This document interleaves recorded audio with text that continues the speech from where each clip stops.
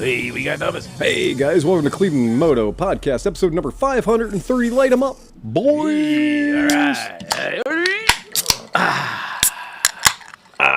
There we go. Look at that. Yay! And nobody rode any motorcycles today because it's freaking 23 degrees out. Well, and you'd fall over in my driveway. Yeah, that's also true. I'm supposed to see single digits tonight. Sleepy is not happy about that. I saw Leonardo DiCaprio in my driveway drowning. There's just no... yeah. As I went to the restaurant the other day and they were like, Donner, party of five? Donner? It was... Sorry, only three of us now. Right, and I'm drinking Fathead's Brewery Holly Jolly. Dan must have left this in here because it was at the bottom of the old fridge. So I think this is 1 year aged Holly Jolly. It'll be fine. It's fine. It's delicious. Can-aged ale. It's so nutmeg and so spicy. It's such a good beer. I love Christmas beer. And to my immediate left, we have... Sean Noel. And to his left... Dan Kromke. And driving the boards tonight... Steve Sleepy. And to his left... Johnny Mac. And to his left... Speedy Pete. And behind the bar... Can I really say something He real is quick? literally loaded for snow. I like Speedy Pete better than Pedo Pete. Peter Pete. Yeah. This is itchy. I don't know what they're talking about, this whole pedo thing. Yeah, our very good friend of ours, our John Furta's brother used to do a bit in the Detroit area, and it was a puppet show. So it's all these really intricate, ornately carved puppets. And so in the spirit of that, it was the Geppetto Files. You can look the act up on YouTube if you want, but it's just what you think it is, the Geppetto Files. And but it's all puppets, so it's all ornately carved and fucking hilarious. Just make sure you look it up on YouTube, because on other various and sundry websites, it's going to be a little play different. with that. Well, I'm sure he'll be headlining the White House next year. Yeah. Ooh, we got a Texas guy in the house. Naked bong hit. He's enjoying weather that we can't even comprehend Yeah, he at this is, point. really. Yeah. I got a call from one of my friends who's a dealer in San Francisco today, and he's like, "Oh man, sales are slow. Oh man, blah blah blah, the whole deal." And I was like, "Yeah, dude, we get 4 months of actual snow." Mm-hmm. And he goes, "Oh, that's right." And I went, "Yeah, 4 months of actual snow." And he goes, "Oh man, so how bad is it?" I said, "Well, it's the third time I've had to snowblower my entire parking lot." Mm-hmm. And he's like, "Oh, I can't even conceive that." And I'm like, "Yeah, that's right. You can't conceive that. You live in a place that has a 364-day riding season." Right? And meanwhile, for at least 4 to 5 months out of the year, we ain't selling shit. Nope. Your parking lot is plenty. Yeah, and that's the funny the funny thing is I clean a 8-space parking lot for nobody. Right. The bartender last night at Artis, night before last, Artis, runs a food truck. Actually, he runs two food trucks. And Becky's like, "You should come by Phil's parking lot." I'm like, "Well, we're not using it." We're not using it. Yeah, right. I've told the Puerto Rican taco guy before, I was like, "Hey, if you ever need a spot, like, Oh, yeah, come just on. letting you know, bring it on." We'll start Yeah. a food. Actually, that might be our winter thing. Is we get those the stick heaters Yeah. like we haven't, like you curb scored. Jealous. Pacific Coast Highway. Pacific Coast Highway. Oh, nice. Rub it in, Nice, guys. Rub yeah. it in. Seriously, what is this? The Hate on Cleveland Moto cast? Like, everybody from somewhere warm has entered the chat. So we get the stick heaters Yeah, we like get you stick curb heaters. scored. Yeah, shouldn't you guys we get be like out 3 or riding? 4 food trucks. And the good news is we'll make no money doing that, but our That's bathroom true. will be perpetually dirty. Also true. Yeah. In a way that it may have never been done. It may have never been dirtied before. Renee will be really mad at us. Right. Hey, man, I'm using your food truck. I can just use the shitter real quick. Oh, and all they sell is spicy hot Mexican food. Yeah, Puerto Rican food. Sure. John let everybody down by drinking gin tonight. Oh. Well, Oh, well. Nope. I mean, Sorry. John, we're contractually Have you ever added a little shot of Shankies to your gin? oh. we're contractually obligated. God, ever since I had those teeth out. I love Shankies, but I don't want it in my gin. right. I completely agree with that. I have some standards. Yeah, it's okay. You don't have to have Shankies for everything, just most things. Did anyone else see that there's the golden ostrich? No. Shankies is now selling itself in a golden ostrich. I will pull it up for the folks at home. So Look at Alex. It's 104 where he's in Sydney. what? Oh, he's in Sydney. This is their heat of their summer, man. Yeah. Yeah. He's wearing a thong and Speedies. No, his thongs go on his feet. Oh, yeah. That's true. Now he's just wearing that and He's got his swimming kazi. sunglasses. Yeah, he's got his weasel squeezers. Ooh, 19 in St. Louis. We're getting some reports. There you go. Yowza. Yowza. Rough day to be a mailman. That's perfect. 41 and wet in northwest Louisiana. Yeah, I know. Everybody I know is talking about how it's going to rain for the next 4 days. Yeah, well, I'll probably be running a power washer for at least half the day tomorrow, so fuck y'all. Oh, snowmaker. right. Yeah. For what? Oh, for the water treat? Oh, wow. Oh, my word. Yeah, so I'm going to go ahead and throw this up to the folks at home who The want to Golden see it. Ostrich sounds like an award we can win. It does sound like an award we can win. And it sounds like an award that we're uniquely qualified for. Oh, The, okay. When I So this is the Shanky's Whip Golden Ostrich. okay. Right? Badge Coming soon to a liquor Badge store. 504 is checking in. Dude, if we don't have one of those for fucking that should be our Emmy award for promoting Shanky. It has not, I mean, I'm sure one of our podcast listeners will get one and send it to us. Yeah. Or Smith should be on this. Or Smith should be on it too. Actually, yeah. that is Smith. Exactly. That is the fancy tequila bottle version. That is of what they're- definitely. I That is. still haven't seen my bomber jacket either. That's what I was concerned I even about. entered the fucking contest. Yeah. So, who knows? That may be playing out. We don't know. But anyway, it is kind of a funny thing. Yes, I think that is just freaking That hilarious. is funny. Yeah, super Golden fun. Ostrich liqueur. Yeah, golden ostrich. Oh, God, it does look mean.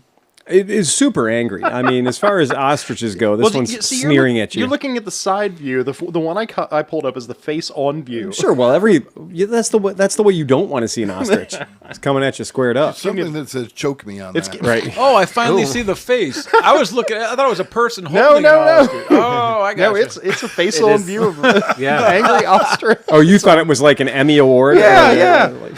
Looks like the little dinosaurs in Jurassic Park right before they eat Newman. About to fuck you up. Oh yeah. Yeah, they're about to fuck you up. That is 100% for sure. We'll have to find one of those. They're not expensive. Like I just pulled it up. It's only $40. See, so Well, Tom, it's not real gold. Damn it! No shit. I need a second one of those for some that's other funny, and a drill. right? In a drill. See, there you go. Beautiful. The tonight's podcast it was funny because we've got for next week. If you're tuning in now, don't blow your load tonight. Save it for next week because next week we're gonna have Ryan from Fort 9. If you don't know who Ryan from Fort 9 is, look that shit up. Pretty excited about this. Even when I'm mad at him, I'm not mad at him. Hey, Right. hey Right. Sleepy. Sleepy. sir. Contractually obligated at this point to make the noise once. Yeah. Oh yeah. I just give a little one. Fair, just a little one. I got to save the he's a real dude ones after for, all. you know, Right, right. Yeah. So you're jerking off to Fortnite. Yeah, there we go. No, but I do appreciate his content. And I really appreciate his contact, and I always love watching what he produces. And even when he's wrong, I have a great time with it. But we're not going to be talking about his normal content. No, we're going to be talking about the world's fastest ride around the world. Yeah. Yeah, on a motorcycle. Yep. Or several motorcycles. And I like his style. I like the whole thing about, like, the hardest part about traveling with a motorcycle is bringing that cocksucker through the federal lines. Like, when Right. you're going from one country into another, then everybody wants to get their beak wet on the fact you're bringing a $30,000 motorcycle into their country That you don't even own. that you don't own, Right. but they can get some tariff money on it, right, of you just bringing it in. And there's duties. And if you've ever watched, like I watch Itchy Boots all the time, and when you're looking at Ewan and Charlie going around the world, everywhere they go, every time they get to a federal border, they have a fixer, a human, who has a book. And the book is several hundred documents.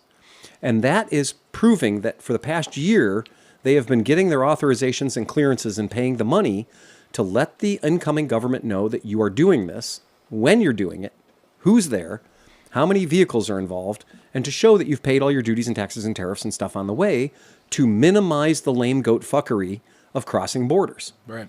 Sean, it's a hat, not a wig. I saw him fixing himself in the TV. It is a hat. Oh, wait, I forgot something. So what they did instead, though, was that every port of call, so in the big wet parts that you can't drive a motorcycle through, the oceans, they flew. They used an airplane for those. And so they used an airplane for those particular parts of the trip. Oh, look at that. Tom brought a little beer. No. Oh, okay. We'll keep going. We'll keep going. And so what they've decided to do is they've made arrangements to rent motorcycles. Right. And they're always Ducati Multistradas. and they're all just waiting for them. Then they get off the airplane. Well, I think Ducati partnered with them. I don't think they had to rent them. I think they lent them all the stuff. This is one of those things where it's definitely great to have somebody with deep pockets saying that motorcycle will be at that place or at that airport or at that hotel when you get there. Right. Because that's the part of the trip that sucks. You talk to anybody that's done an around the world motorcycle trip, and they'll tell you that the bureaucracy is the biggest thing to deal with. Yeah. They can deal with the weather, they can deal with the riding, they can deal with everything else, breakdowns, but the bureaucracy of every government has their own regulations, and sometimes you can't even figure it out. It's in a foreign language, obviously, and then it's just a big pain in the ass. And even the problems they had because one of the members of their crew has a Lebanese passport. So in his crew, he's got one person with a Lebanese passport. The Canadian passport that's usually pretty easy. They're the nice guys. The Canadian's pretty Who good. doesn't like Canada? But his partner's American. Right. Right? So you got an American guy and a Lebanese guy.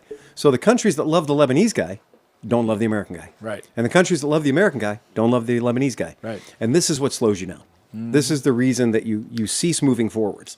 And if you're not moving forwards, according to the clock, you're moving backwards. Well, and think about not having to strap bikes down on ferries Right. or All that fucking nonsense. cargo bays. How long does it take to get a bike on an airplane? Well, and anybody here who's ever participated in ferry travel, and I don't mean the fun kind, I mean the slow boat kind, right? So if you transported your bike using a ferry, right, then you know that just getting on the cocksucker and then dealing with... You're not Sean. What? I figured I'd let that go for now. No, I mean, 5 minutes of fairy talk, and then I'm saving it, okay? But I've been on ferries before where they have to strap the bikes to a pallet Yeah. and then strap the bikes to the wall. Right. Because the shit has 4 or 5 foot waves bouncing around. Oh, yeah. You're moving around a lot. And I've been on ferries before where you got to bring your own straps, Yep. or they're tying them down with ropes. You know, it's like Jesus Absolutely. Christ, man. Well, that's what I did tell Ryan, that we had one of the cast members here that completed about an eighth of the journey. Yeah, it's true. And what is funny is I've also been on ferries like in the Virgin Islands where you ride your bike onto the boat. And that's when they wave at you to bring the bike on the boat, that's the last time you're going to interact with anybody. It's good luck, fuck, right? And you don't realize, like, smooth journey, rough journey, I'm not sure. And if you put your bike on the side stand and proceed to go to the cocktail lounge, you're going to have a very bad experience because they are saying that all damage incurred on that vessel is your responsibility. I think Sean I was has just going to say, offer. this sounds like a job offer. Yeah.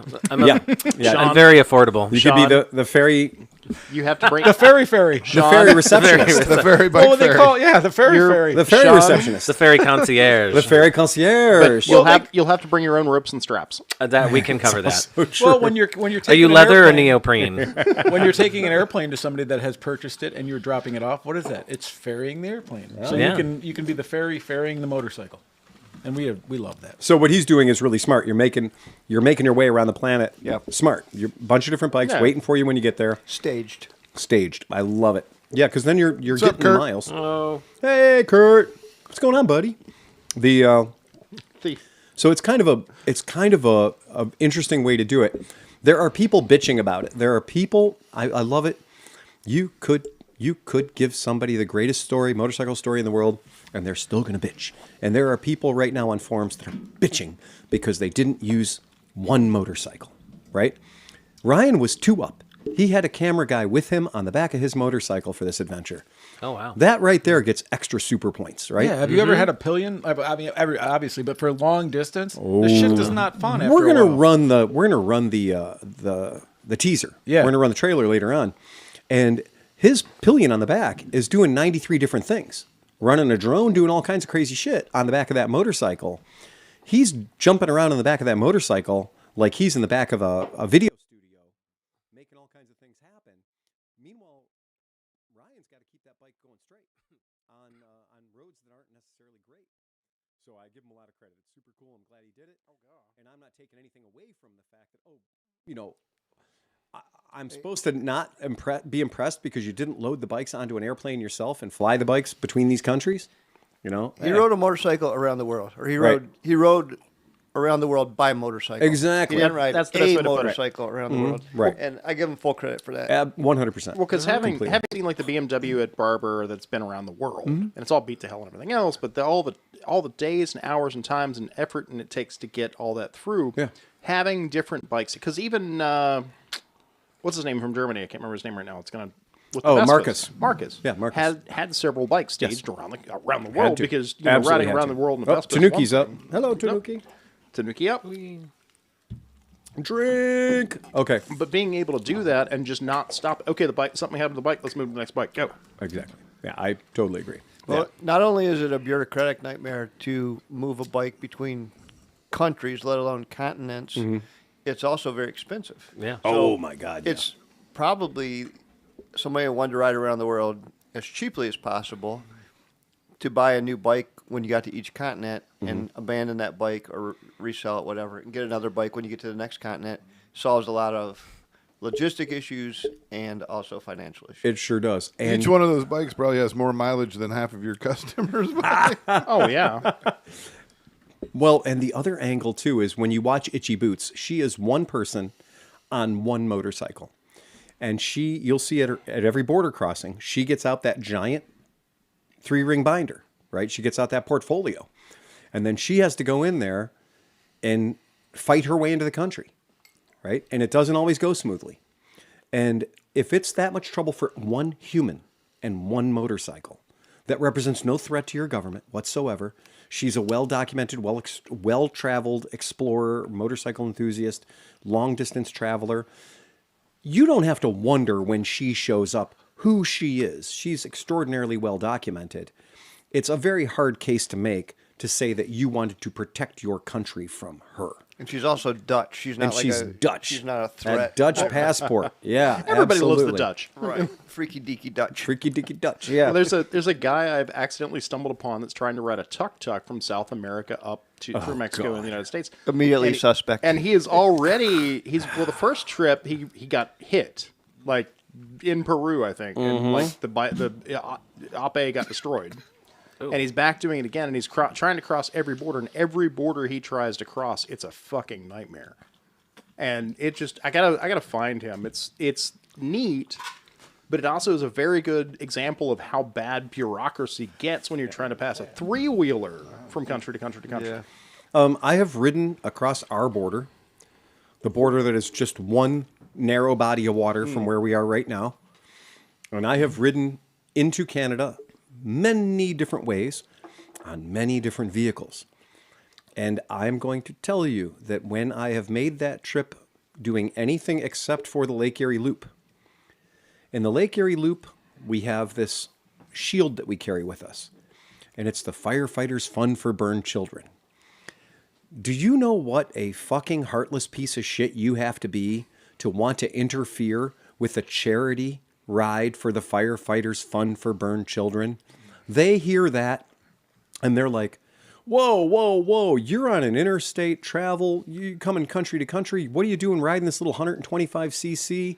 What the fuck? How long do you plan on being in the country? As short a period of time as humanly possible, maybe an hour, 2 hours, whatever it takes me to get to the other part of this country, to literally circle Lake Erie. And when you say, I always lead, I push the bike up and I say, hey guys, I'm doing the Firefighters Fund for Burnt Children. I'm doing a charity ride. We're riding small bikes under 200 cc's around Lake Erie. Have you seen our guys yet? Have you seen any of our any of our people yet? Have you seen the camera truck yet? Oh, I saw a couple motorcycles that sounded like lawnmowers coming through earlier. Yeah. And invariably, like in the case where I hit it first, nobody else had hit that checkpoint yet. Nobody had hit that border yet. But I didn't let on that. I said, hey guys, have you seen our camera crew go through yet? And that gives you that this is a thing. This is a real thing. And then their brain goes, I want to now it's a motorcycle crossing my border. I want you to pull over there and check it out. And now, though, they go, Firefighters Fund for Burned Children, and they go, I don't want to be that guy. I don't want to be that guy. And it's amazing how quickly I got through those border crossings, both into Canada and into the United States on all of those events. Lightning speed, no delays whatsoever. even though I may have broken a rule or two getting up to the customs agent, right? Fuck that line. Yeah. I'll push my bike up. But I've also been stopped and totally fucking torn down coming from Mexico into the United States on motorcycles. Never been torn down going into Mexico. No, More but of a hurry up. It's always You told northbound. that story about the girl on the scooter that had adorned Machine her gun bike barrels. with Yeah. machine gun Oh, barrels. yeah. That Matt Raven. didn't go over very well. Did not go over well at all. No. Did not go over well twice. Yeah. Didn't go over well in Mexico with the Federales. That did not go over well. And that did not go over well another time once her name was now part of the system. Right. And so now she's trying to leave Mexico, going back to the United States, but under the suspicion of gun running. So my Not question that is interesting for me is because they kind of do what I do, especially for my profession, and I even know sometimes like traveling like with the company, we can't film in places because like even like in America when we're in certain places, if there's religious things or something nearby, they're like, hey, no cameras. So I can't imagine like just moseying around with the cinema camera in some of these like places that like do not appreciate people filming, and like you still have to get it because you have to fill the whole of that part of the trip, so that has to be kind of Absolutely. interesting too. And if you're going through a place that has a bit of a hip, we talked about Perry Dakar, high value items. The motorcycle you're riding and the camera gear you're carrying is more than these people make in a year. So it would not be out of the question for some bad news bear to be like, I'm going to take that motorcycle and I'm going to take all that camera gear. Well, that was something I read about a while ago, where the guys in Mexico for the Baja were digging ditches to wreck the cars to salvage the parts off the cars. Yes. It Or motorcycles, whichever came across. happened at Dakar many times. Oh, yeah. And also there were guys that were killed. The Jawas. Right, the Jawas. That's the thing. The The sand real people. ones. It's Yeah. Literally.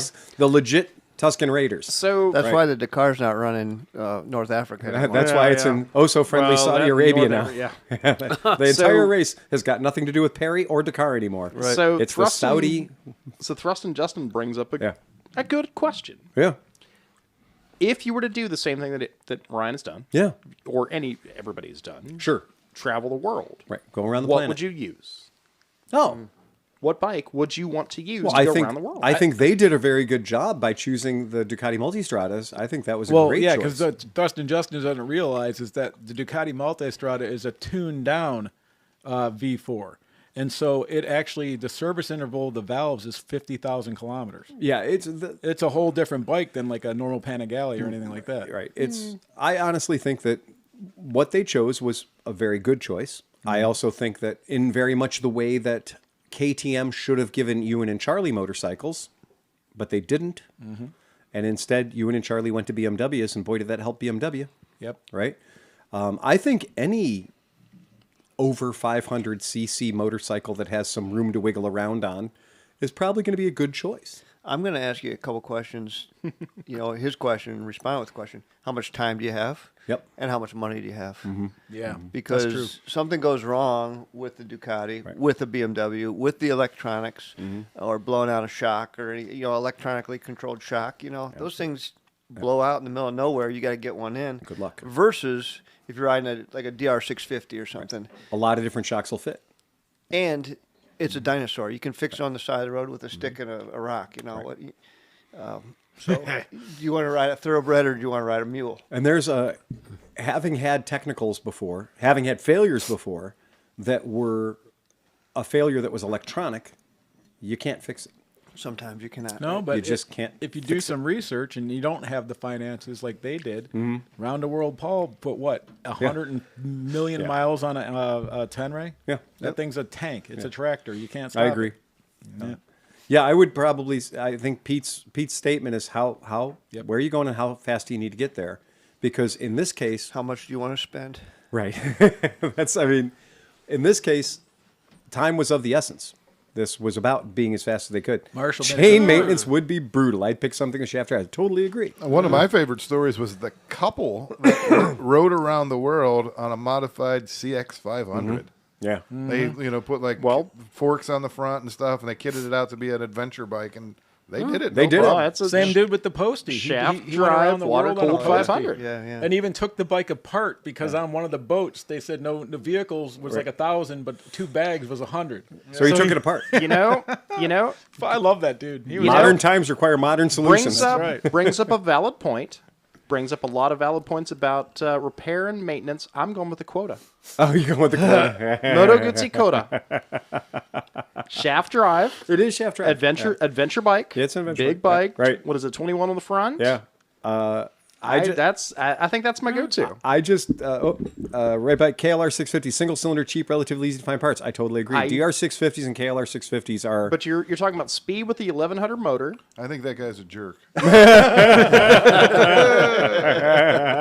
I might go as far as putting carburetors back on and pulling off the fuel injection. Right. I mean, there is that perfect thing. But what I keep reminding myself is going back to the Ewan and Charlie situation. When their videographer, when their cameraman, God, I can't think of his name, the French fella, when he lost his BMW and he had to get a locally sourced Russian, no joke, AK-47 was the selling name of the motorcycle he was on. And even with his camera gear, and even being the poor bastard who had to ride ahead of them. with minimal skills. Remember, He's trained, pretty good rider. Well, now he is, Yeah. but he trained. Remember before Yeah. that, they said he trained. He had to go Yeah. and take classes because he'd never ridden off-road before. Fair game. Yeah. Yeah. And he was, again, when the boys were lugging those big BMWs, and he's got this lightweight, low displacement. Like Two-stroke. It was a two-stroke. Oh, he was having It a was great like a time. CZ copy. He's got the IMZ AK-47. It was a pretty basic motorcycle. Yeah, like when he fell over, he just picked it up and kept going. Well, that was like, he's kind of sitting there and he's like, I feel bad for you guys. Yeah. But he's got to ride ahead of them at every turn. Yeah. He's got to film them, and then he's got to catch up to them and get ahead of them again for the next, series of roads. So your camera guy really has the hardest job in the world. That's what when Ryan was talking to the Misfits, they said that they had to go back and do all the scenic shots because the other stuff was all during the time. Correct. So think about that, man. That's like a lot of work to go back. It is an impossible thing if you're saying, okay, I'm a YouTuber. This is how I make my money. YouTube is my source of income. So that mandates that you have certain cinematic shots. Right. You can't get those when you're running for money. You can't do it when time is of the essence. Oh, you can't look at the beauty when you can't. You're That's why this asleep project standing up. takes a year. Yeah. Because you do it with minimal documentation. When James and I were racing cross country on a 125, we did not stop and set up cinematic shots.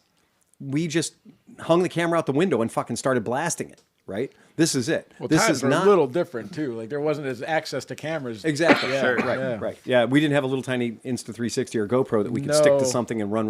God, I'm glad I didn't. though, We when I was were. young. I mean, we did not get a lot of photographs in that because the only photographs we never stopped moving. So the photographs would be the guy in the chase van, plop, plop, plop, take a few pictures, or the guy that's jumping off the bike and getting in the van, plop, plop, plop, take some pictures.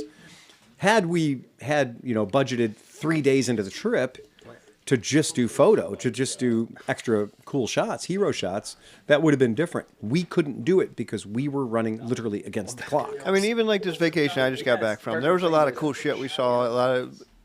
You could have got a lot of good shots had you set up shots, but I look back at my pictures, and most of the shots are the bikes sitting in a parking lot of a hotel, Right.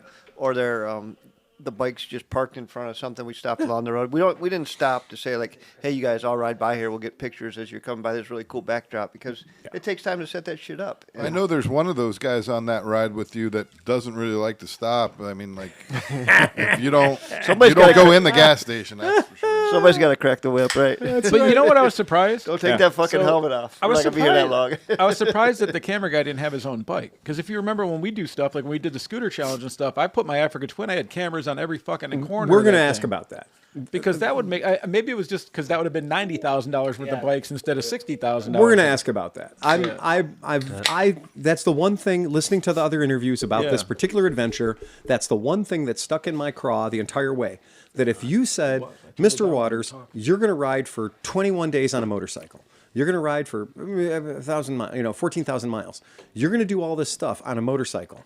And I'm like, okay, that's fine. That's all cool. I'm with you. I'll prepare myself and we'll do it. We'll make it happen. Good motorcycle, great. But then we're going to have this guy behind you. Mm-hmm.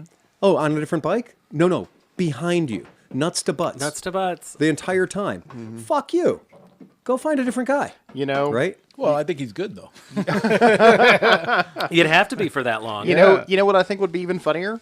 To have you and Sleepy in a sidecar controlling the drones and the cameras and everything I'd else. be so into that. Oh my god, that'd be awesome. Like he has an entire. Phil, we got to do a video. say, hey, we got to fly FPV while you're driving me in a fucking sidecar. Why not? Oh my god, that'd be the Let's talk do about it. fucking out of body It experience. is out of body experience, isn't it? Oh, I'm Yeah. so into that. dude. Alternatively, also, you and I could do sidecar and follow Phil. That's true. Also true. Right? Oh yeah, so then you'd be the subject, and then we're just the video team. Yeah. Like, All of the above. I mean, that trick to me, like the trick of saying, okay, you're doing all this, and that's like always been the joke about you think that, Gene Kelly was a great dancer, but Fred Astaire was a great dancer, but Ginger Rogers. Ginger Rogers did it all backwards in high heels. Yeah. Right? So she did everything he did backwards in high heels. So you have to acknowledge, like, oh my God, doing it two up, right? well, and think about that off road. Some of the off road sections can be gnarly by yourself, but then you add I'm sure he's a 200-pound full size guy, right? Like Sure. at least. That makes the whole bike situation way different. And again, I feel bag like of wet I squirrels. I feel like I could help the rider as a passenger, like stabilize them, and maybe like lift up over on the Stress bike and, relief. like, John, back John, massage. you can always be my. If it really backpack. gets tough, I'll reach forward You and can- grab the bars. you can be too. my backpack Two any guys day. on the bars working the bars. It would be fine. You know what would have worked? You know what I think? Downhill skier. You know what they should have done? Is they should have put One some pole, of the, two poles, whatever. the Indian sideboards on him, like from India, so that he could have like stood up, moved around, walked back and forth. A full walk around deck. Even if you put him in a fucking trailer, my answer is still no. Why? Because if I'm doing something, if I'm riding for, I've had so many fucking 16-hour days in my life riding a motorcycle. And after the 9th hour, I am no fucking fun to be around. And after the fucking 5th hour, I'm doing on-bike yoga, right? So I'm doing a bunch of on-bike yoga. I'm using every inch of that motorcycle seat. And if I got somebody behind me, there had better be friends with benefits at the end of the road in order for me to be like, I'm going to tolerate you being back there. Downward Well, that's- dog's gonna get real weird. Well, and you're not kidding, because that is the move. Like if you do long distance, like a couple days, 15 hour, whatever, the back seat is where you stretch. Like you Yes. sit on the back pillion Yeah. seat and you stretch your legs out, and that's how you kind of. I like using the passenger pegs too. I was going Put to your say the feet same back thing. there. Yeah, It's for like sure. rear sets. So the one thing, guess what you can't do when you got somebody on the back of your motorcycle? Any of that Any shit. of all that. of the above, right? Right. And by the way, have you ever had Tom and John in a mini bike like Dumb and Dumber? Yeah. I actually transported that mini bike. But here's what's funny. It would be dumber and dumber. yeah. Okay, you ever had a person on the back of your motorcycle before who wasn't like really cool, hip to motorcycle stuff, and they're conking your fucking head with their helmet? Every girl that I picked up when I was 19, Okay, every time you Terrible. lightly touch the brakes, Oh, yeah. and they're dunk, docking your head, when ringing you your got bell. a $1,200 Arai helmet, and you're like, "Fucking, what are you doing, man?" Okay, now you got a guy in the back changing lenses. Yeah. Okay, so you know, Timmy Zeiss fucking Leica back there is going to change cameras 46 times. He's got to run the drone and do all the other squirrely shit while you pilot the motorcycle on a gravel road. Well, this will end well. I can't wait to see when I'm going to they're- crash early, hurt him, and finish the ride in style. But when they were talking about like a Calcutta or something like that, and how crazy the traffic was, and the Oh, dudes sure. filming and stuff, that had to be amazing. Like just to see that happen. Yeah. Yeah. So I'm excited. This is gonna be fun. So the bike that he was riding is called an IZ Planeta, and I pulled it up, an IZH. So I pull it up, there it is. So that's that's what Claudio was rocking. And again, big smile on Claudio's face. Why? 400 pounds lighter than the BMW Ian, heavyweight. Ian right? and what's his face were back there miserable. At Yeah, that point. getting stuck in everything. That is literally because they're in what, Siberia here, Everywhere. Mongolia. Mongolia, Yeah, all the places. and that's literally a 30-year-old Kawasaki. But it's amazing. They're amazing bikes. Like I've seen them, and I'm like, I want one of those. But the problem is, you have to import it. Well, I mean, again, is it an amazing bike? No, it's not an amazing bike. well. They had problems with it. It failed. They had to fix it on the side of the road, but they used a rock and a stick. Yeah, That is the world version of a Mid-Ohio bike. Yes. It's Yeah. only good for Oh, that. absolutely. I miss the 350cc air-cooled two-stroke. right? 4-speed transmission, top speed 50 miles per hour. I love 4 speeds. I had an AG 125 for a while, and I freaking loved that thing. It's again, you are just asking for what is the most simple thing. How many valves absolutely. does this motorcycle have? Valves. 0 Valves. It has no valves. Just a reed or something? Rotary. It's a reed. 2-stroke. Oh, yeah. Yeah, it's a 2-stroke. Probably port induction. Right. It is probably port induction. Right. It is the simplest rock and stick motorcycle you'll ever It find. is a very, very basic motorcycle. If you need a gear, the guy the blacksmith down the street can make you one. It's a giant weed whacker motor. But the funny thing was, in their situation where they were like, we're not fixing his bike is gefucked. Plus, any former Soviet Union farmer could fix Claudio's bike, as was proven on the show. This is also true. Exactly. Go back and watch it. It's fucking amazing. And that's that trick is like, okay, in that team, Claudio wins. Mm-hmm. Claudio wins because Claudio now has a motorcycle. You talk about a motorcycle you're going to ride for 14 to 16 hours a day on shitty pavement, shitty conditions, and half the time you're going to be dragging the thing over some obstacle or hole in the road you can't go through. A 800-pound rig is not going to be your friend. Yeah. Plus, and he's doing it with a sheep on the back. Oh. Because he's got to get that to market. I mean, Runs on vodka. You're absolutely correct. yeah, It does. runs on vodka. Sure, it does. There's a That's picture. You can throw this vodka. up. This is a great example. Some high-tech maintenance. Yes. Yep, high-tech maintenance. And that's where we talk about, like, yep, you got a hammer, you got a chance of making it run again. Well, if you Super ride a cool. local machine like that too, there's nothing you're going to break on there that someone else hasn't broken, and a motorcycle mechanic that's local hasn't fixed before. Yes. Well, that's the problem with Royal Enfield in America is if you ride a Royal Enfield in India, Right. everyone on every street corner can fix it. The 3-year-old kid is like, well, I can make that. Yeah. And yeah, Pete's absolutely correct. If you get a BMW with fuel injection, you got to plug it in every 5 minutes, and everything fails in the middle of Mongolia. Where's the closest BMW dealer? A very helpful person tried to help them weld their broken subframe on their I remember BMWs. that, yeah. That's A very helpful person with the best of intentions tried to help them by welding the subframe on the BMW. I got bad news for you, though. Welding is gluing things together with lightning. Yeah. And BMW motorcycles and their CAN bus systems do not like being struck by lightning. No. Especially not long enough to create a weld. No. And it turns out that in their best of intentions, we need to weld this. This is not, we cannot tape this together. We cannot, baling wire, duct tape anymore. It needs to be welded. The second they touched an arc to that bike stopped being a motorcycle and started being a paperweight.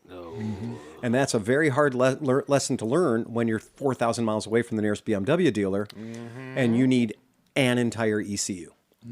It's not only a hard lesson logistically, it's a expensive lesson financially. Yeah. And I mean, it's great. I have to kind of like take this apart though on how that worked because it must have been. I mean, like if I put the clamp here and I weld here, I mean, you really shouldn't mess up anything up. But if you put it like up on the frame and then like somehow it made a circuit, right? Or it could have been avoided too by just taking the negative off of the battery. Probably like I would have somehow if that would have been my day. Now that I've had the benefit Hindsight. of watching those fuckers suffer, right? I can tell you today that if I had to do a weld on Pete's BMW, that the first thing we would do is we would unplug his ECU. Correct. Oh, yeah. Actually, I remember watching that episode and thinking, they better have that fucking thing unplugged. Yeah, unplug it. And- I would unplug the ECU. Yep. Absolutely. It's such a simple thing to do, too. It takes Right. 2 fucking seconds. I know. Yeah. This is my point. But the difference between knowing that and not knowing that is pushing a motorcycle 3,500 miles. It's a lot. The difference between being a BMW technician and a Bush mechanic, Right, however, is knowing whether or not to unplug the ECM. Yeah. So that's Hindsight will tell you to unplug the ECM, but a Bush mechanic's going to go into this going, well, your points will be fine. Of course. Right. I enjoy when Itchy Boots runs into a local 4-up on a 125 with flip flops flying down a muddy road. I feel like I totally. I feel like I understress my Bajajes every time I ride them as a single person. This is a car for a family of 4, and I'm riding it as a single rider. I have been the guy in full. I'm not going to make any comments there about that. All right, I'm too Comparing you to the family. I know I'm two Indians together. It's one of my favorite things when you're riding like overseas to see like what people will put on motorcycles. Oh yeah. Fuck overseas. I have been traveling on the west coast of the United States in Sonoma County, beautiful places, where I'm sitting there and I'm fully geared up on a 120 horsepower motorcycle, and I'm like, okay, PCH, all right, Highway 9, all right, world's famous, motorcycle roads, Alice's Restaurant, I'm coming for you. I'm going to be sniping these apexes all weekend long. I'm here to ride hard. I'm going to get everything I can out of this motorcycle. And some fucking 21-year-old college girl in flip-flops passes me uphill on a Vespa, right? Because those are her roads. When we were down in Mexico and we were riding very capable motorcycles, and dudes on Vespas were passing us hard in flip-flops. And I'm like, I just can't keep up with them, because this is that road they've been on their entire fucking life. Well, they're flying. That kid at the Dragon, I bring it up every time. I mean, this has been 20 years ago. Yeah. But he was what? The kid, he's like 57. Oh yeah, He's no, 57 now. he's already And had he's still running the same Yamaha 80. Second divorce. Yeah. Tom's butt still hurts. He's like, That fucking kid, man, just blasting everybody. Yep. It's a very humbling thing to run into somebody who's local, and who knows the roads, because then when you get there and you're like, oh wow, I suck. When me and John and everybody were down at the Blue Ridge Mountains, we were up on this one road going through the mountains. It was awesome. It was a great road. And then they were doing construction, so we got stuck because they only one lane open. So they have it's a 30-minute stop because they have to let all the people come up the mountain. So as we're sitting there, us with I think I was on. This was the Africa Twin year or no? Was it? I forget. Is that when Nick got hurt? No, that was another year. But so we're on whatever So that bikes. would have been So that was a different year. So it would have been the SP year for you. I Okay, think. so I think we're on inappropriate bikes. Right, inappropriate Well, bikes. I was on a KLR 650, which is appropriate for everywhere. But Right, but I mean, we were doing okay, right? And so as we're sitting there, these two dudes, one guy was probably 70, the other guy was probably 73. They come up on XL 650s with slicks or with road tires. Road tires, yeah. And they're like, "How you guys doing?" We're like, "All right, yeah, that's cool." He's like, "Hey, you mind if we ride with you guys a little bit when this opens up?" We're like, "No, not at all, my friends." And so me and John take off. I'm like, we're all hot shit because we've been roughing these things and that. And the guys were behind us for what? 2 minutes? 2 seconds. And then we couldn't even find them. They were so gone. They were gone in one turn. They blast past you on a rear wheel and just keep going. Oh yeah, dude. They grew up. That's their road. Yeah. Well, That's their road. I was coming back because you even commented on my turnaround going back to Charleston, Right. Charleston and back. You're like, holy shit, you did that in It one was day. literally one day. And so coming out of Ripley, there was an Yeah. ambulance that came on the interstate in front of me, and I'm doing 80 in a Honda Element on 77. Sure. And that is twisties. That is Yeah. as twisty as you can get of an interstate. Right. Sure is. And this ambulance guy gets on, and he fucking takes Just off. And I'm not fucking around. I'm like, well, fuck. Tally ho, let's Right. go. And he's in a fucking And I'm 9-ton foot vehicle. down in a Honda Element, Dualies. and I can't catch him. right. He'll never be as fast as that guy. No. I'm 90 plus trying to catch run down an ambulance in 77. I'm like, that's the problem. Is locals know. No, it's him and the Uber Eats guy in a Honda Civic. Like the Uber Eats guy in the Honda Civic set the track record down there years ago. Exactly. Nobody's ever gotten close to him. I had that one and he's time. on one donut spare. Yes. I had that one time coming up 21 in Southern Ohio, and there was this set of headlights behind me, and I couldn't shake this guy, man. I'm like, what the fuck? And I was laying it down. Yeah. And I come into a town, and the guy pulls up beside me. He's in this old Dodge Power Wagon with a refrigerator box on the back. It was a fucking ice cream truck. Had like those big snow tires on it and shit. I was like, holy fuck, what's he got in that thing, man? It's all nitrous. He doesn't care. He's just having a good day. I'm telling you, I was moving, and I couldn't shake this guy. When we were down there, we'd get some Dakota pickup truck that was a local, and they'd give us the thumbs up, Yeah. and we'd follow them, and they'd kind of clear house for us, and they were flying, man. It was fun, dude. That is one of those things that I will always be like, I'll always acknowledge when I've been humbled. Yeah. Always. I was riding the Keene Canyon Road out in California, and I'm getting it. I'm like, ooh, this is fun, and I'm leaning over and everything like that. And then I wasn't even paying any attention. I would have never guessed anybody was on my six. Right. When I look and I'm like, oh God. You're holding up traffic. So there's pull-offs. I mean, it's Right. tight.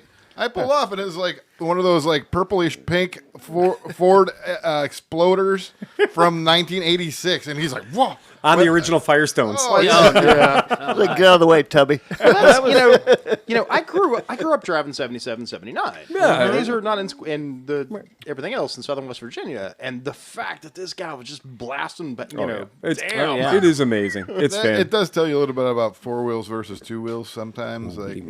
Yeah. Yeah. You could my brother in a UPS truck. Fuck you all. Right. Exactly. He had 30 years of driving backcountry roads, delivering Christmas packages. You were scared. He had every year. He'd be like, "Yeah, I went through three helpers this week." Oh, really? They They won't can't they hang. won't ride with me. No, 2 sets no of way. tires. No, that's Well, yeah, but only on the left side. He's getting like 200 thread fucking tires for the UPS truck. I mean, he was at least 100 stops and 150 miles. Right. Through rural Valley, PA. Yeah, that's just 151 mile drag races for a UPS truck. That's all that is.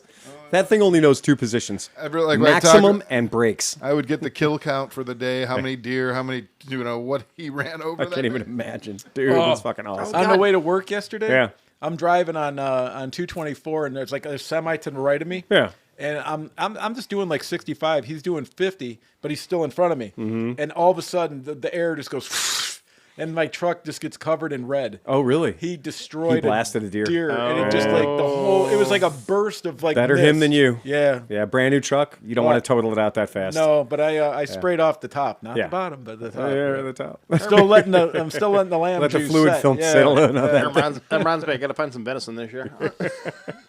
Not a hard thing I to can do. give you the mile marker. Right? It's still fresh. It's cold enough. It's probably frozen, dude. Every time I park my car, I'm like, oh, do I got like a little fire? Like, what, something burning? And I'm Something like, burning. oh, no. It's fluid film. It's fluid. Yeah, it takes a fluid while film. to bake off. Yeah, it takes a while. Smith got a flat tire the other day, and he No. called me. He's like, "Hey, can you help me with the flat?" And I'm like, "Yeah, where you at?" And I get out there, pull the wheel off his car, and I all immediately slippery. saw. The back of the rim was all slippery, and then the Yeah. caliper. Wait, Smith couldn't change his tire? He was in like dress clothes and Okay. stuff. Yeah. All right. But we got the tire aired up. We went to 2 tire shops. The first one was a Firestone branded store, and the guy said, "This was on Monday." The guy said, "I can get to it probably by Wednesday." We're like, "No, we just need a plug." Right. He's like, "Yeah, Wednesday." Oh, For a I'm like, plug. yeah. So Sweet baby Jesus. we go to a Yeah. Goodyear store, Right. and the guy said, "If you can leave it here, we can maybe have it done by close of business. Yeesh. Call me like at 6 o'clock." Should have went to George's. You know, Dude, I had the same thing when my tire blew out on my Hyundai and I didn't have a spare. That was my mom was still driving. I went to 4 stores. Nobody would sell me one tire. Nobody would fix the tire. Like nothing. They were assholes. Both of these guys said they had no workers. The Goodyear store was like, "What's going on with tire repair?" And the guy said, "Can't find anybody to no work staff. honestly, I've always had the best luck with Discount Tire. there." Okay. Well, okay, so this brings us you're back near around. I one. know we've gone off topic, Yeah. but the CEO of Ford, this is the conversation we had 2 weeks ago. I It was actually like- did. I did a deep dive on and this. it popped up again on my feed. I'm like, what is going on where you can't find 5,000 techs to work for 6 figures? And I keep looking for the job postings, and there are none. Well, But this comes back around to where is everybody? well, the first thing is I did a deep dive on the Ford because the Ford got a lot of It Ford sure got did. a lot of traction. Got a lot of coverage. Saying that they're going to offer people over $100,000. That's a lot of money. I know what the catch is. Go ahead, John. Well, what they said it is, but it takes you 5 years before you can be the mechanic. So, yeah, it takes you 5 years of training. That's the whole thing. They don't have the people in the pipeline who you need 5 years. You need more than a college degree to work on a car now. Well, ASE certifications with including the CAN bus and everything else, and the hybrid and the EV. Well, tech and the way that everything these else, and the welding and- So you're making my argument for me. right. Well, no, the you're not wrong engineers- because I keep getting invited to become a diesel mechanic personally. But I don't think the engineers are actually consulting mechanics because you see these horror stories all the time where the guys are like, to change this timing belt, I have to disassemble the entire car. Yes. Like, it's fucking crazy. Yeah, like Chevys, you have to pull the body off to get to the don't motor. talk to me. Don't tell me about that. If I was like a high Good right now. if I was like a high school kid, though, I'd go to the tire store and get a job. But that's the thing Just is plugging tires. the Yeah, easiest. yeah, I'm- and you know how much you'd make though. That's if they're not Well- able to hire people, they're probably not paying very well either. no, but would you? Well, I mean, that comes back to Well, would you, you know rather what? would you rather work drive-through at McDonald's or would you rather change tires? No, And the but que- if there's the a answer is kid the that's same, the smart price. out there right now, mobile tire repair. You know what I mean? You get that going, and all these places are turning them down. I don't know why you didn't just plug the tire right on the car. Well, because it was like That's what I do. it was like 3 degrees. We Right. didn't have the plug Yeah. kit with Right. us. Right. Hey, did you guys, speaking of plug kits, did you see the new thing everybody's hawking? They're the rubber screws. Yeah, I've seen those. I've used them before. Actually, they They work? work. They work. Yeah. Huh. I've never used them in a car tire, but I've used them I've on used like them on tractors motorcycles, and shit yeah. like that. yeah. Okay. Yeah, Okay. I put them on But motorcycles. we ended up going back to Chris's house, Yeah. limping the car home after we got it aired up, and then we plugged the tire ourselves. Right. Yeah. Oh. Cool. But that speaks to the fact that there are, because Phil, how hard was it to find a mechanic to come work for you? So it was not fun. So it's really, really bad. I had to literally bring one up from New Orleans. So that's the real thing. Like that's what it comes down to, and that's Even for a cut rate mechanic. Right. You had to go. well. That asshole. Here's the thing. It's great as a CEO to get a lot of press and to get a lot of attention for your company by going out and saying that we're going to start we're going to have a pay scale at $120,000 for a mechanic if you want to come and work for Ford. Okay, that's great. That's fucking super smart that he did that. Rather than say everything's good, life is great, we got this. This is the best economy ever. Nobody's ever had such a good economy. Ford came out and said something that's not something most CEOs want to say. We have problems. We have a fucking problem. We have a shortage of mechanics. Why? Because most people are going to the dealership and having the exact same experience you guys have all said. We're going to the dealership. We're not going to be able to get my car worked on for a week and a half, 2 weeks, 3 weeks because we don't have any fucking mechanics. And an engineer will climb over 40 versions of fucking mechanic. Yes, this is 100% Hysterical. promise, I guarantee you. Yeah. There are bolts underneath my truck that cannot be removed unless you remove the truck, right? Yeah. And then the bolt comes off with it. Here's the problem with what Ford is saying. It is true. He needs 5,000 mechanics. He absolutely does. In order to make his dealerships work correctly, they need 5,000 mechanics. Now, the problem is it's a little bit of a bait and switch. So you can get the $120,000 a year. And then I like the way media came in and media started saying $150,000 a year. So media took the 120 and said, I'll see your 120 and I'll raise you 30. I'm now in at 150. Because what they did is they found some, those job placement companies, job placement agencies that were claiming to be looking for Ford mechanics at $150,000 a year. Now, what has happened, of course, is when the Ford CEO makes that statement, then everybody who runs a temp agency or a hiring agency jumps on that and says, oh, people are going to be calling us looking for mechanic jobs. We need to lean heavy into that.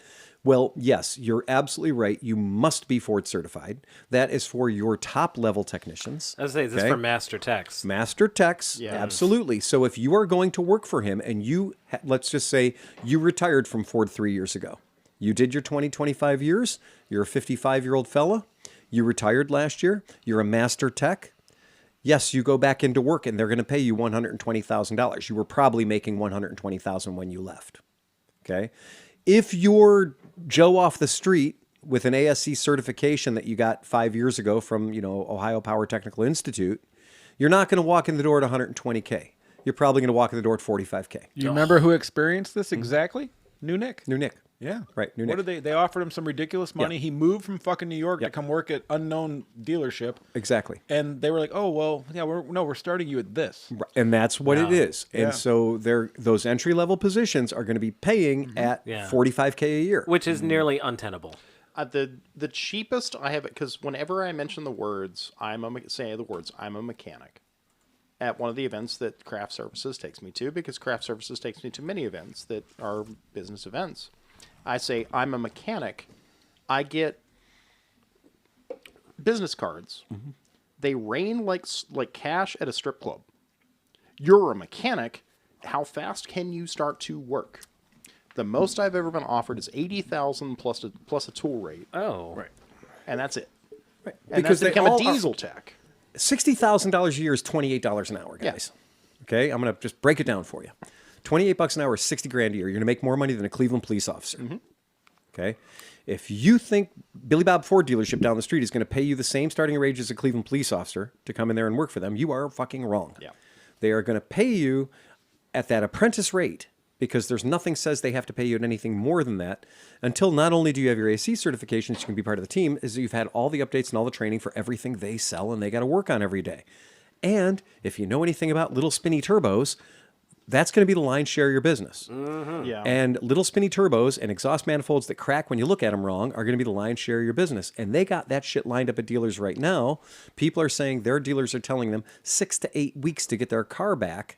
That's a warranty repair. How fast can you replace an EcoBoost? Exactly. Yeah, I mean, really. it seems like all parts are being delayed, as I'm finding out with my house. With your house, Everyone yeah, delays right. now. We have supply chain issues. We- If you ever say the word supply chain issue near Becky, she will stab you. She'll stab you. Right. She'll stab you. I promise you. But yeah, that's a great marketing thing to be able to say that you are starting people at 120K an hour. Yeah. You're going to get a lot of people are going to be aspirational. Hey, if it was 120K to start, Right. Phil and I both would close the shop tomorrow. I'm not qualified, Tom. I know. Well, let's start I know. fucking reality here, Right. okay? Let before we all like the fantasy land of somebody's going to pay me 120K next Right. year to go work on Fords. One, I'm not qualified. Right. I'll be the first to tell you. I'm a year's worth of training away from being able to walk in the door at that store and get a job other than sweeping the floor and doing tire changes and oil changes, right? I'll one up you too. Right. Even if I was qualified, I'm not physically capable to do that type of demanding That's- work all day, that's day it, in and right. day out. And Right. Yeah, at this point. when we talk about the MotoGo solution, the Skidmark Garage MotoGo solution is we need to have 15 years ago been putting people into the positions of being tradies, right? Yeah. And we didn't. And everyone was like, oh, you got to go get your degree in something, something, something. Well, that rubber band has officially snapped. Well, Well, that's my whole job before I worked at Summit. You know, Mm-hmm. the thing was, before the thing was, we promoted trade unions. Right. And so I went around and we filmed everything from sprinkler fitters to bricklayers to welders to all these different things. And even back then, he said that with the push that was toward college and stuff and how the trades were going down, he said it would take 35 to 40 years to get the trades back because so many people they had so little apprentices that they had nobody to fill the positions. And now as time has moved on, they have no positions to fill and no apprentices. Yeah. Right. So basically the trades in a few years, there's not going to be anybody that knows how to do them except for the guys that are currently working. Correct. I have a Bachelor of Liberal Arts.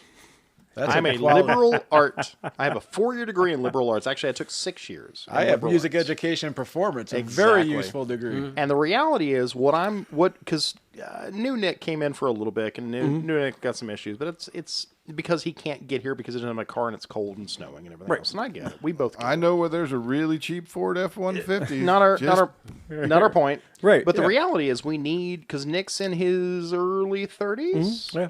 Somebody in their 20s and 30s right now is going to have to starve and suffer to become where I'm at now, because I've starved and But suffered do for they 20 have to years. starve and suffer? Like maybe they can just get paid a decent rate for a 20-year-old They kid. can. you That's know? the You'd problem. hope so. You'd hope so, It's but whether or not that's- somebody wants to pay it. And even because I know BMW certified car mechanics that have looked at this job and went, I don't want to do this fucking job anymore. It takes 2 years to get your AC certification. Yep. Or I'm sorry, 2 years to get trained and then 2 years of apprenticing. Yeah. So it's ultimately going to take you 4 years. So that's 4 years that you have to put into it. But then once you have it, you have your certification, then you're very hireable at a lot of different places. And you can be in a union shop, a non-union shop. You could be extremely capable. And once you're in, Right. they usually will pay for continued schooling too. And to get you more. have to remember you have to retest every 5, right? So we have to retest every 5 years for that, which is good because things change and things move on, and that's the way automotive industry is. For many, many years, and I will say this, I will swallow the humble pill.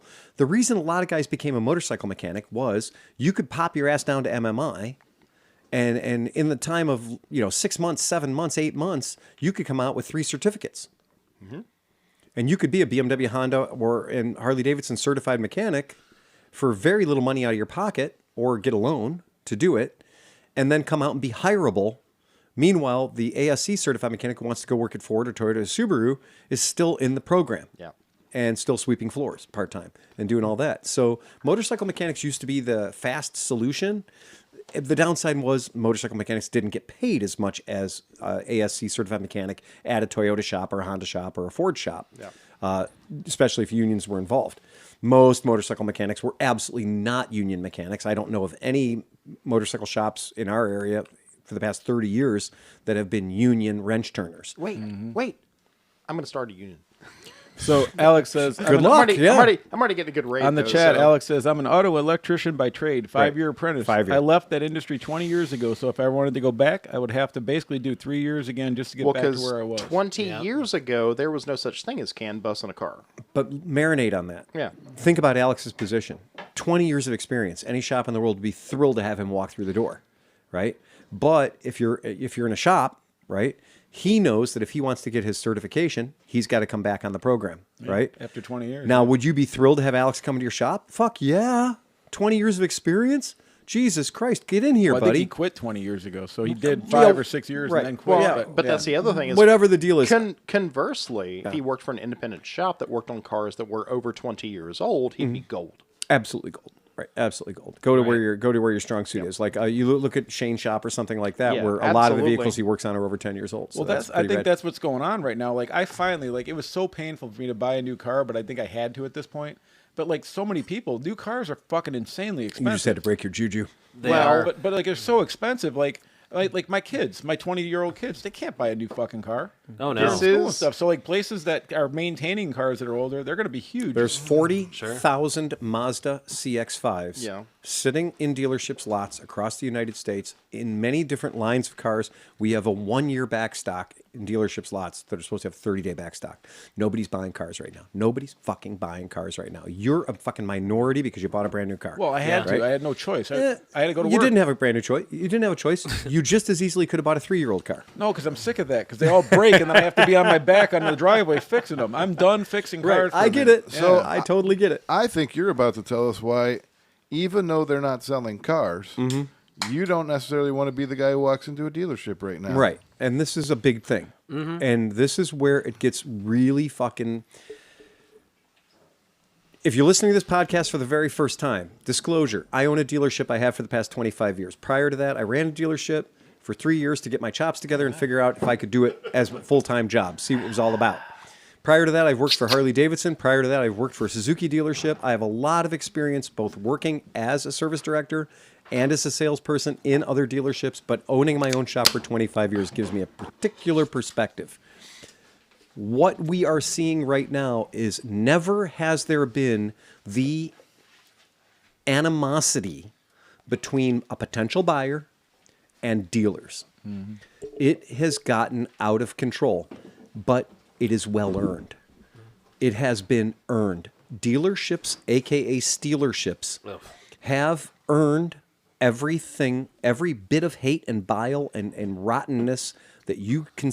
When you come into my shop, and believe me, if you don't think that the guy that runs a dealership hears about every fucking bad dealer story from every human who walks into my shop, because our shop is a very different experience. We do not hide the pricing on our vehicles. It's all right there in front of you.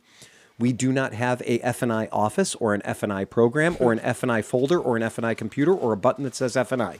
It's Okay? just Renee. We just have Renee. It's yes. just Renee. When you That's sent the exactly show right. notes this afternoon, I almost fucking I was drinking coffee at work, and I read the thing, and I almost spit coffee all over my entire editing computer because the freight and prep on that one thing. We're was going to get, fucking $1,200. Yeah. Well, So right now what's happening is we have a 30-year legacy, information, tribal knowledge at every dealership in America has been drinking the same fucking Kool-Aid for 30 years, and the American consumer is fucking sick of it.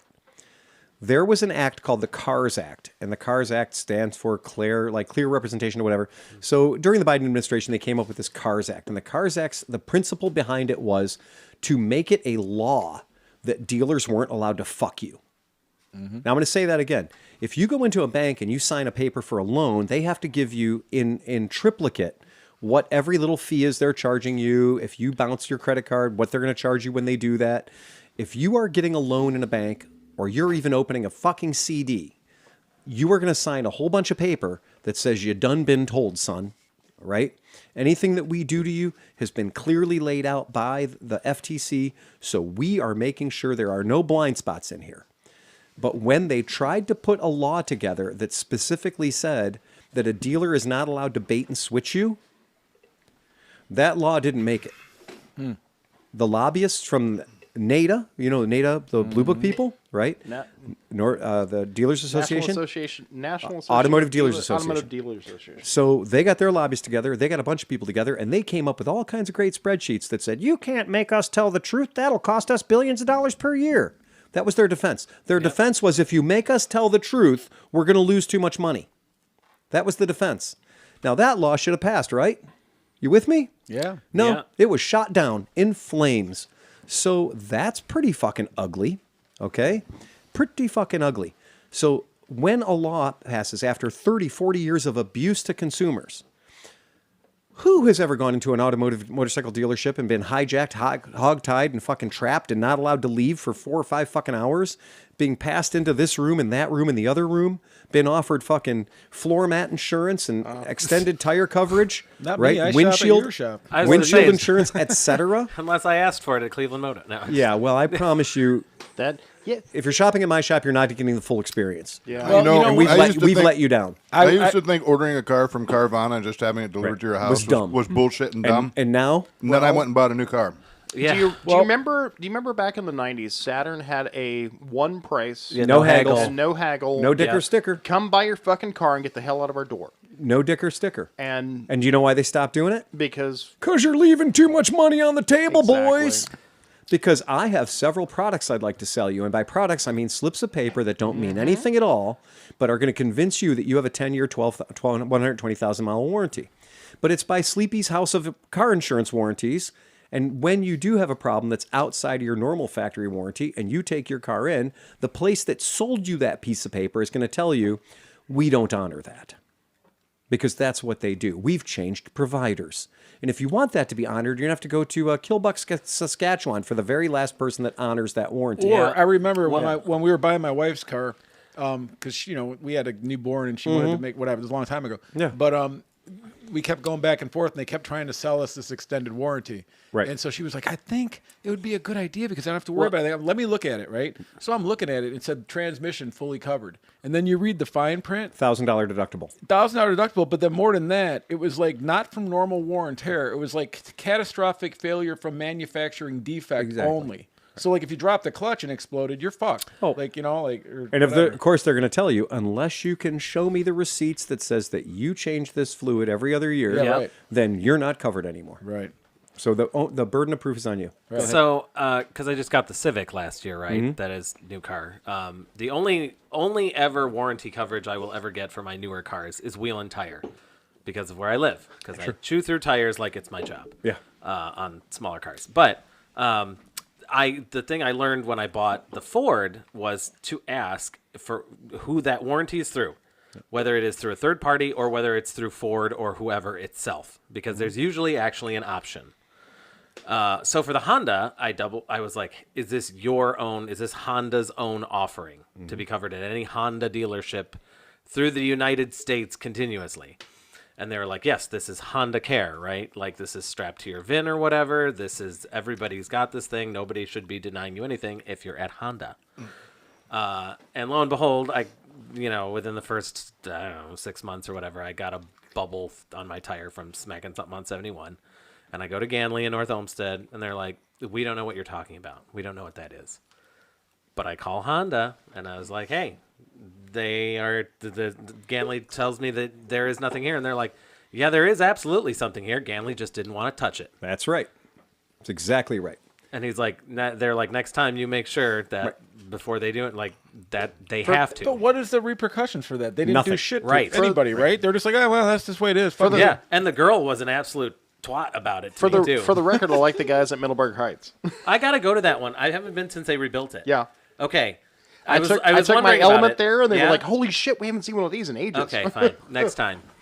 So that's a big deal. I asked a warranty question at the dealer. I was like, well, because it was a debate whether not changing your cabin air filter would void your warranty. Oh my fucking. And I'm like, because they were trying to charge us $500 for the one service to maintain your warranty. Yeah. That's the thing. I mean, talking with my brother, Augie, to maintain your warranty, you have to spend thousands and thousands of dollars getting it serviced. Read the Magnuson-Ross Act. Yep. Well, yeah. And so, but I'm like, well, I just want to change it myself and everything. Right. Well, you're within your rights to do that. I'm like, well, is it going to void my warranty? well, we don't hold your warranty. That's held. So they're already distancing themselves from doing any warranty work on it. Of course they are.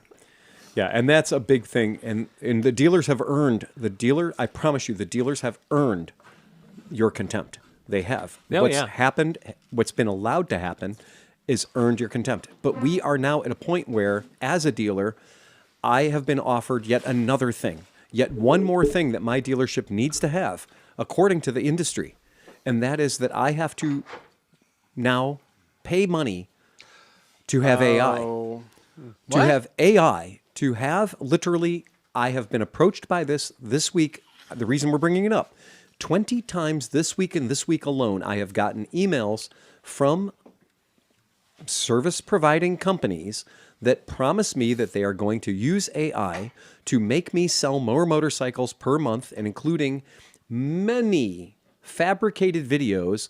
I'm Dave at Dave's Harley Davidson, and I'm telling you, since we got the AI chatbot plus 3,000, we can't keep up with the sales. I've had to hire 3 more sales guys. We're just making money hand over fist over here. No, they're not. Quit. Stop. You know what tells me how good AI is? When your fucking commercial selling your AI isn't AI. Okay? Yeah, I can tell. Well, so there's browsers now. There's a browser extension I've heard. I can't remember the name, where it can detect AI content and block it. yeah, absolutely. Yeah, So I wonder if we can convince AI to obtain money and buy vehicles. So, a little bit about this. I mean, it's dumb as shit. Let's go. Right, a little bit about this. So, why I'm bringing this up in such a way is that this has infected the motorcycle industry. And this is already there for the car industry. By the way, every single one of these companies that I looked into that was talking about how we need your dealership to use AI to better control fuck your customers,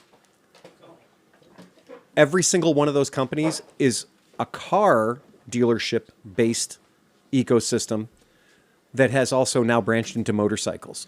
And I'm going to promise you, if you have ever taken a car survey and then been beaten to death by the emails and the telephone calls and everything else, I made the mistake of asking for a quote on a new Ford Transit van, and my phone never stopped ringing. Oh yeah, no, I've got forever. Yeah, I've got 3 phone calls. We all know how bad it is, but now it's turned into the motorcycle industry as well. So we are not protected from it.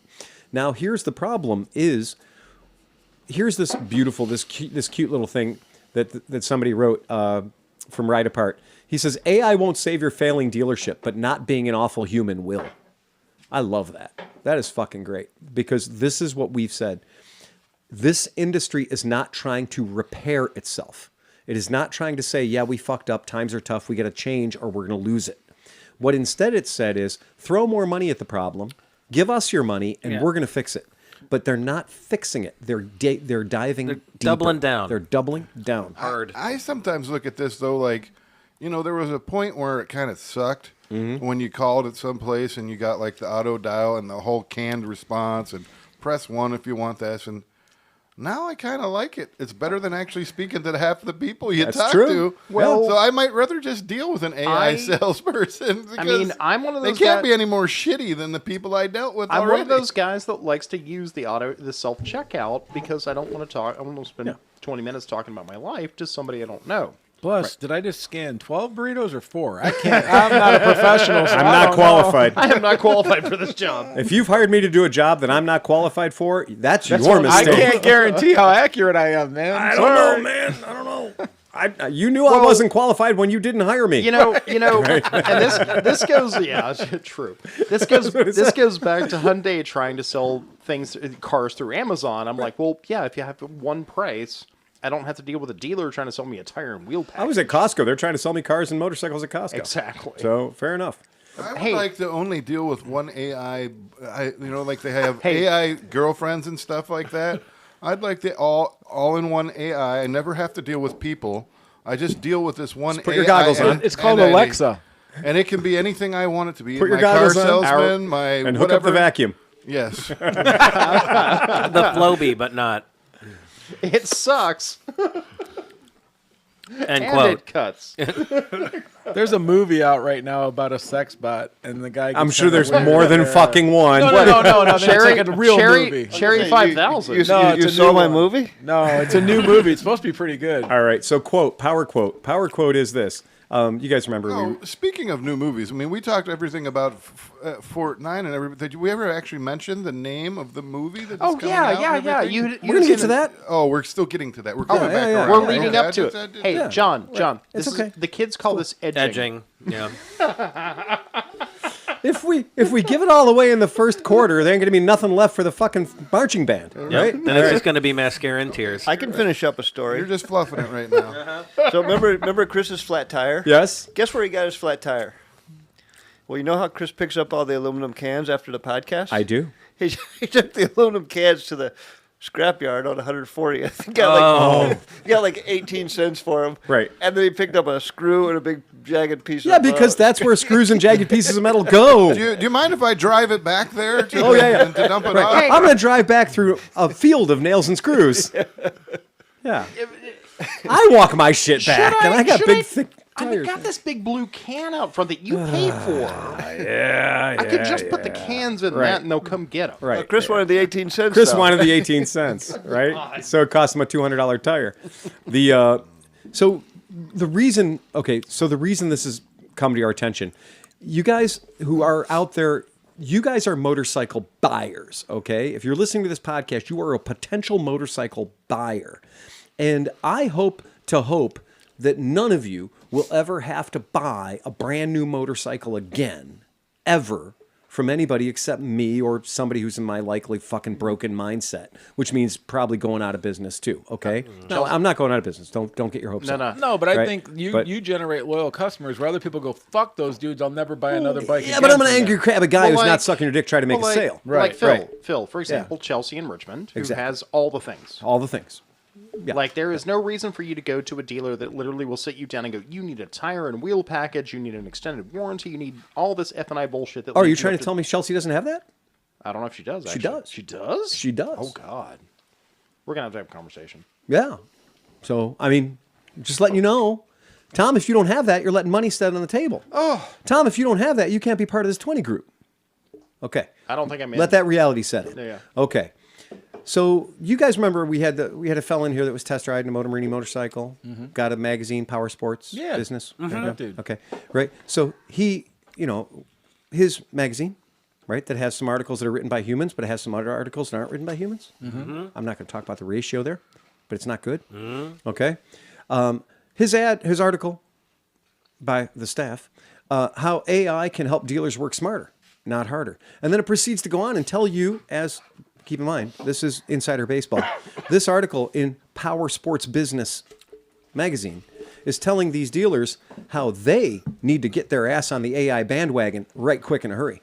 And then they're going to recommend that they go to a podcast called the Dealership Fix It Podcast, which is Oh, boy. which is what I like to call the convention of Amway salesmen. Oh. Okay, getting together and says the solution for everything is more Amway, right? And these folks that do this are people that travel around to convention center, or dealership, getting dealerships that go, I don't know what's wrong. I'm working my ass off. I'm not making any money. And they say, well, if you want to make some money, you need to join our 20 group or subscribe to our newsletter or sign up for our program. And label falls off the wall, and they're like, why does it say Kirby? It says Herbalife right on the side, okay? I promise you, it's all it is, okay? And if you got that joke, you're a little bit older. So anyhow, this is all about, and this whole article that every dealer's supposed to adopt is telling you that you don't need to do anything except for buy this AI suite, right? And let it take over everything you're doing today.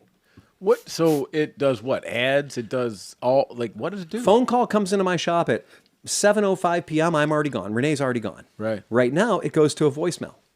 My voice comes on and says, leave me a message. Oh, and I've heard those. And I'll do something about it, okay?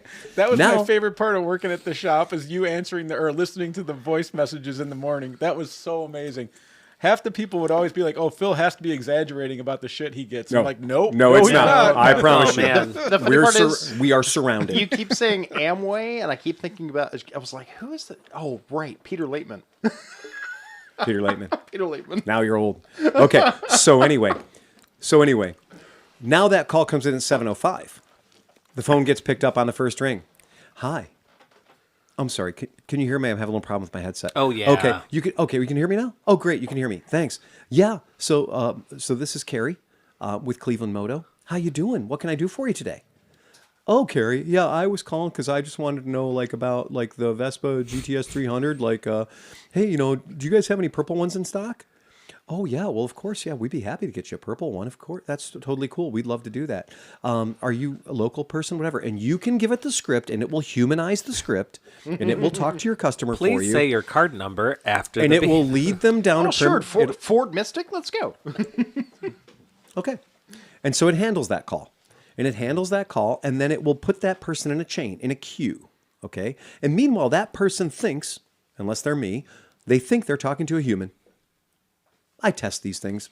I know I'm not. I know they're not humans. Yeah. But we can tell. Some of us can tell. But there's going to be a day when you can't tell. So then what it does is it says, okay, it could do as little as sending me an email, the owner of the shop. Hey, I just got a call from Dave, and Dave's interested in a purple GTS 300.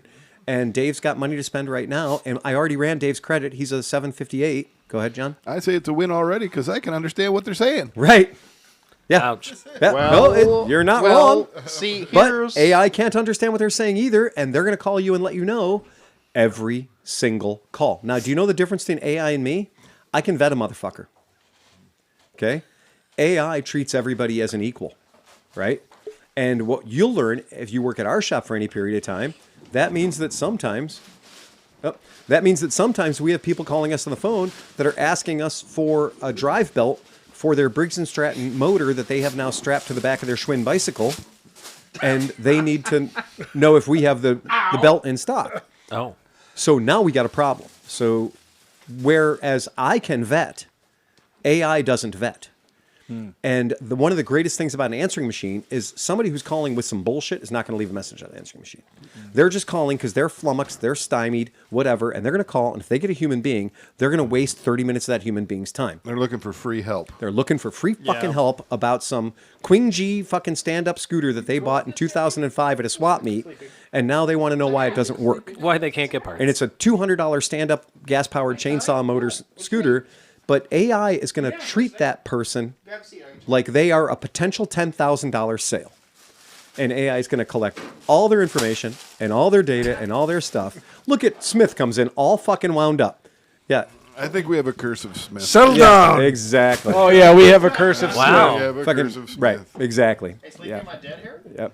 Yeah, because So you and Chris were having a separate conversation than the podcast, so I tried to make sure that the audience didn't Yeah, hear there's it. 8 mics and it picks up everything. Go figure. That's fair. Yeah. I was doing my job, Tom. Thank you very much. All right. I think Sergeant Smith is waiting to get by you so he can sit his ass stuck him down. Go ahead. He's only an hour and a half late, so it's all right. Sit down, get comfortable, and shut the fuck up. He was fixing a flat tire, for Christ's sake. So the long and short of it really comes down to AI is not the solution. The solution is you got to fix your shit. Okay? So let's stop trying to say that the solution is going to be let's make you better at fucking over people.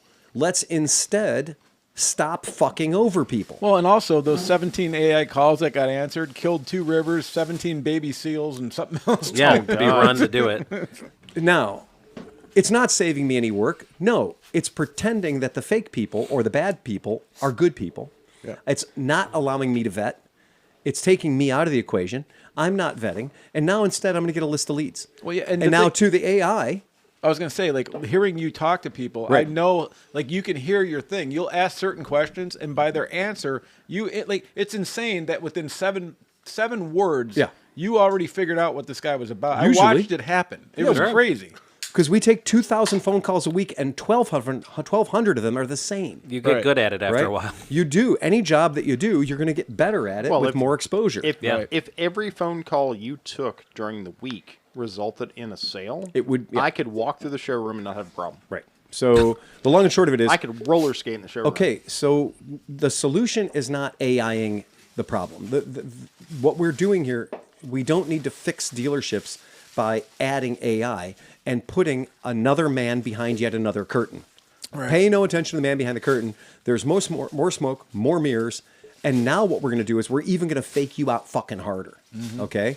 because now it's the equivalent of having a guy in the parking lot who's putting a nail in your fucking tire and telling you, boy, it would have been great had you gotten that extended tire warranty, right? Because that's where we're at. They have changed the fact that we had a law that said we were actually trying to protect the consumers from dealer fucking skullduggery, and that law got shot down. They said, don't even rewrite it and resubmit it. It's done. It's gone. Well, Okay? there's a quote I saw recently and said the difference between the United States and the EU is that in the United States, we protect the corporation, and the EU protects the people. the consumer. That's correct. I totally And agree. Yeah. Every time we have tried to pass anything to protect the consumer in the United States of America, in 4 years it gets overturned. It gets overturned. Because of money. Absolutely. Right. Because of lobbyists and money. And this argument that you're going to read is how the CARS Act, which would protect the consumers, is going to cost. If you add up all the extra things that the dealership's going to have to do, which means explain to people in English what their interest rate really means. Yeah. Which means explain to people in English that comprehensive service contract, what it does cover and what it doesn't cover. Oh, I'm going to sell them a $900 service contract, and I'm actually going to have to spend 20 minutes telling them what it does and what it doesn't do?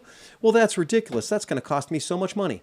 Meanwhile, Are you fucking I kidding just me? went through this, and I told the guy I didn't want anything else. I still had to sign 92,000 pieces of paper. And like I was trying to read all of them, and he was like, guy, I got more people coming Hey, here. guy, application for title, sales contract. That's it. That's all you got to sign. You get a temp tag? Okay, the temp tag receipt. Right. You got to sign your name 3 times to legally buy a vehicle in the state of Ohio. Well, I had to sign a whole bunch of stuff 3 saying I times. didn't want stuff. You had to sign a whole bunch of times things saying you wouldn't take them to court if they fucked you. You I was about to say declined. that, yep. Oh, are you declining this? Are you Yes. declining this? Yes. Correct. You have to say you're declining it. Yeah, 100%. You're declining the extended warranty? Right. Yeah. Hey, Are the you point- sure? That's insane. Why would Hey, you do that? Hey, Smith, that is the best fucking thing. worthless. That is the best. That's the best thing I can say for you right now. The snowblower? No, the face. The full snowblower. Uh-oh, Smith is going to kill Full Tom. snowblower. No, You I'm can gonna say make- snowblower. I'm going to make Smith really happy. but you Those can't do those anything eyes about went it. from cursive to fire. I know 2 things about the Cleveland Moto podcast. All right. No, leave it on. Leave No, no. So now Settle down. what I really, really want people to do is I really want people to talk about their invoices that they got at motorcycle shops, because it took me 5 fucking seconds online to find 2 sweetheart invoices Oh, yeah. that I couldn't believe. Oh, God. And my search, by the way, was motorcycle invoice robbery or motorcycle invoice ripoff. Oh, and you found good. I told you, man. Okay. I almost spit So- like coffee on an So, $8,000 Phil, work computer. If you had looked through Reddit's Our Motorcycle, That's the second where you quote. found it? Yeah, Okay. second quote. So the first one is Reddit Honda Grom. Yeah. And we're gonna go cheap. We're gonna keep it cheap because we're cheap people. We don't want to blow anybody away with big fucking numbers that are scary. We're gonna go with little tiny baby numbers. Okay. So little tiny baby numbers. I'll open this up in a new tab so Sleepy can see it better for the people sorry. at home. There you go. That's better. There you go. Now you can read it. All right. Now you can read it. So here we go. It's a year 2025 Honda Grom. Okay, we know that. It's black. They blocked out the stock number. That's okay. And the person blacked out their name and address and phone number to hide their shame. Good. The bike is $36.99. We know that. Okay. Destination. Here's a tip for you guys. I would like you to reach into your pocket and pull out a pocket full of destination. Destination in one hand and shit in the other and see which fills up faster. Okay? Destination is not a thing. You cannot buy a destination. You cannot ride a destination. If this is freight, please call it freight. Freight is a thing. Freight exists. If you want to buy something that is here and it was manufactured in fucking Thailand or in Japan or in China or Italy, that has to go from that place to this place. And that can cost money. And in the world of cornflakes, you don't pay for the freight on your cornflakes. That is hidden. And you buy a TV at Walmart, that you don't pay for the freight. That is accepted as part of the cost of the unit. But in the world of motorcycles and cars and Batmobiles and shit like that, you're going to pay freight. All right? Freight is a thing that exists. The dealer pays the freight. Every dealership I've ever worked at pays the freight. I've never worked at a shop where a motorcycle shows up and we don't pay somebody to bring it there. Okay? That's a thing. And do you know why that is? It's because The motorcycle distributor usually has one building, and the dealerships are not located next to it. Right. Okay? So the dealerships are some weird distance away from that distributorship. Well, imagine if your dealership's in Alaska or Hawaii and your distributorship is in South Carolina. It's going to cost more money to get your bikes to Alaska or Hawaii so they can be sold. Fair enough, the dealer is accepting that cost. Okay, $655. Now, before tariffs, a lot of companies now are hiding their tariffs in their freight. The reason they're hiding their tariffs in the freight is they can keep that MSRP. Okay? They want to keep the MSRP low. It's not because they're nice guys and they don't want to fucking give you sticker shock. It's because the banks need to finance these fuckers. Okay? And if the bank's financing you and your vehicle that had a Kelley Blue Book value or a native value or an established MSRP of, in this case, $36.99, if there's a $400 tariff on that vehicle and that vehicle becomes $40.99, the bank will not finance $40.99. It's too high. It's too much money. Because remember, when you stop making your payments after the first month and the bank repos that vehicle, the bank wants to get their money back out of it. And if they've given you too much money to buy it, they will not get that money back out of the vehicle when you stop making your payments, and they have to liquidate that cost. That makes so much sense. It makes perfect fucking sense. And this is a dealer telling you that for the first time ever in your life. That's why they don't do it. Now, most cars, most motorcycles, most vehicles will have a rule that's called the 125% rule, 120%, 110%. That means they will give you the MSRP plus 10, 25% for accessories and other shit. Now, in the state of Ohio, we can actually put trailers, I said trailers, onto the loan when you buy a car. Really? Yeah.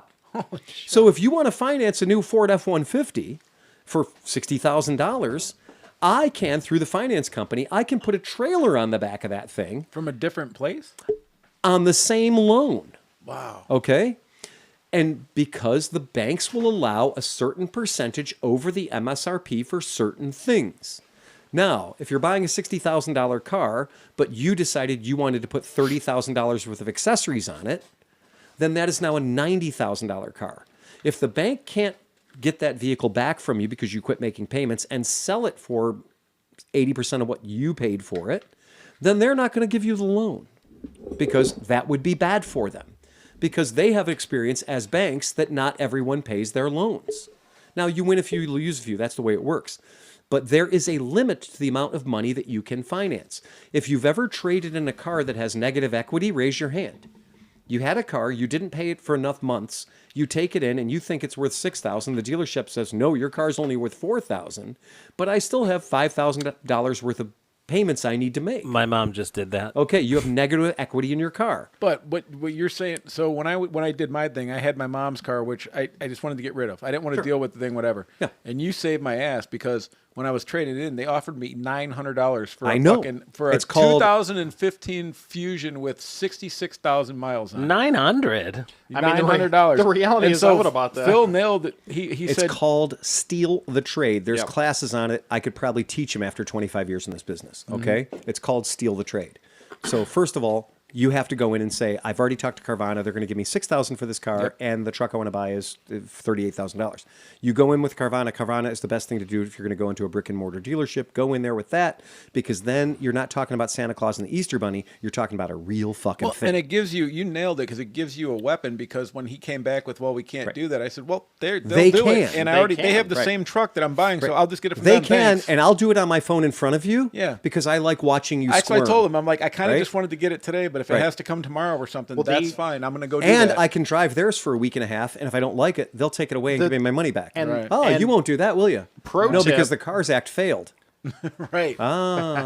Pro tip, CarMax and Carvana will give you the most money for your trade. Historically speaking, you do not have to buy from them. they have been known to actually lose money on trades and making it up on the sales. So that's fine, and we understand And that. so, but the other end of that is they will only give you that number one time. yeah, Right. So the second time you go back, it's less. okay. But I point don't have a being- problem with that. Yeah, but you got a Point screenshot of be- the offer. Who gives a Right. fuck? Here's your Yeah, offer, no. guys. Right. Exactly. Point being Yeah. is that if you're going to sell your car and buy another car, Yeah. and the trade-in guys are like, "Yeah, we'll give you $600 for a 5-year-old car," Whatever. Yeah. take that number, and you're right. Well, no, this is proving your point. Oh no, that's how I made the deal. Yeah. Because they couldn't come back with it and blah blah blah. And I said, guess what, dude? I'm like, make the deal happen. Give me this much for Please. the fucking trade, and we can do this. Absolutely. Yeah. Here's the thing. If you have an invoice from Carvana or whoever, Carfax, or another motorcycle dealership or whatever, you've got somebody who's willing to do that deal. For whatever reason, if you come into my dealership and you go, hey, Phil, I was just at McGillicuddy's Honda, and McGillicuddy's Honda said they'll sell me that Dax over there for this much money. Here's my invoice. Boom. Hey, if you want to sell that Honda, beat this deal. And 90% of the time, I'm going to look at you and be like, cool, go buy it from fucking McGillicuddy's. Yeah. Right? If he's willing to lose that much money, good. I want him to go out of business because clearly this is how he operates. And if he keeps doing that, he's going to be a broke-ass motherfucker in no time at all. I'll be buying his bikes at a 40% discount from him. That's usually how it works. That's what I tell people is like you'll know when it's a good know when it's a good deal when Phil has a truck and a trailer going to get their shit. Promise you. Okay, so destination. We're going back to the topic at hand. Let's go back. Let's get back on track. No squirrels. Yep. Okay, destination. Destination in this case, I happen to know is Honda's Freight. So Honda's Freight, what they've done is they've rubbed a little $255 magic on this. So the dealership took the 655, the 400, they made it 655 because they wanted to make an extra 255 on this deal. That's great. That's fine.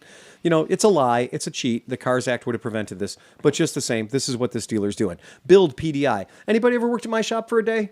Oh yeah. Anybody ever PDI'd a bike? Oh yeah. Okay. $545. At $120 an hour, that's give or take 3 hours, 4 hours of labor, right? Has anybody ever taken 4 hours to prep one of a fucking bike? Now imagine it's only a Grom. Now, Chris, we understand you did have to Chris take, kind of did take hold 4 on. hours. What but about in Chris's defense, Chris does not fucking dick around. He preps every bike like it's his bike. yeah? He's going to make sure everything's right. He does not fucking fly through the bikes. I had a guy that used to work for me, flew through the bikes, and I used to catch all kinds of wrong shit. When Chris puts the bikes together, it only gets put together once. But when Chris does a good job. When you sent over the Vespa 300 GTSs with all the chrome, Right. That one was a little bit more than 20 minutes. Right? But you charge for that too. Yeah, Okay. yeah. All right. So those are accessories. That's different. Right. So they're charging $545 for what, in the case of a Honda Grom, should legitimately be a half an hour of your time, 45 minutes of your time. Okay. So they're charging $545 for an hour of labor. Well done, whatever name of dealership this is. Okay. Document, license, and registration. This is not fucking tax, guys. Don't get fooled. This ain't tax. Document, license, and registration. Most title bureaus will charge you $15, $20 to generate a title.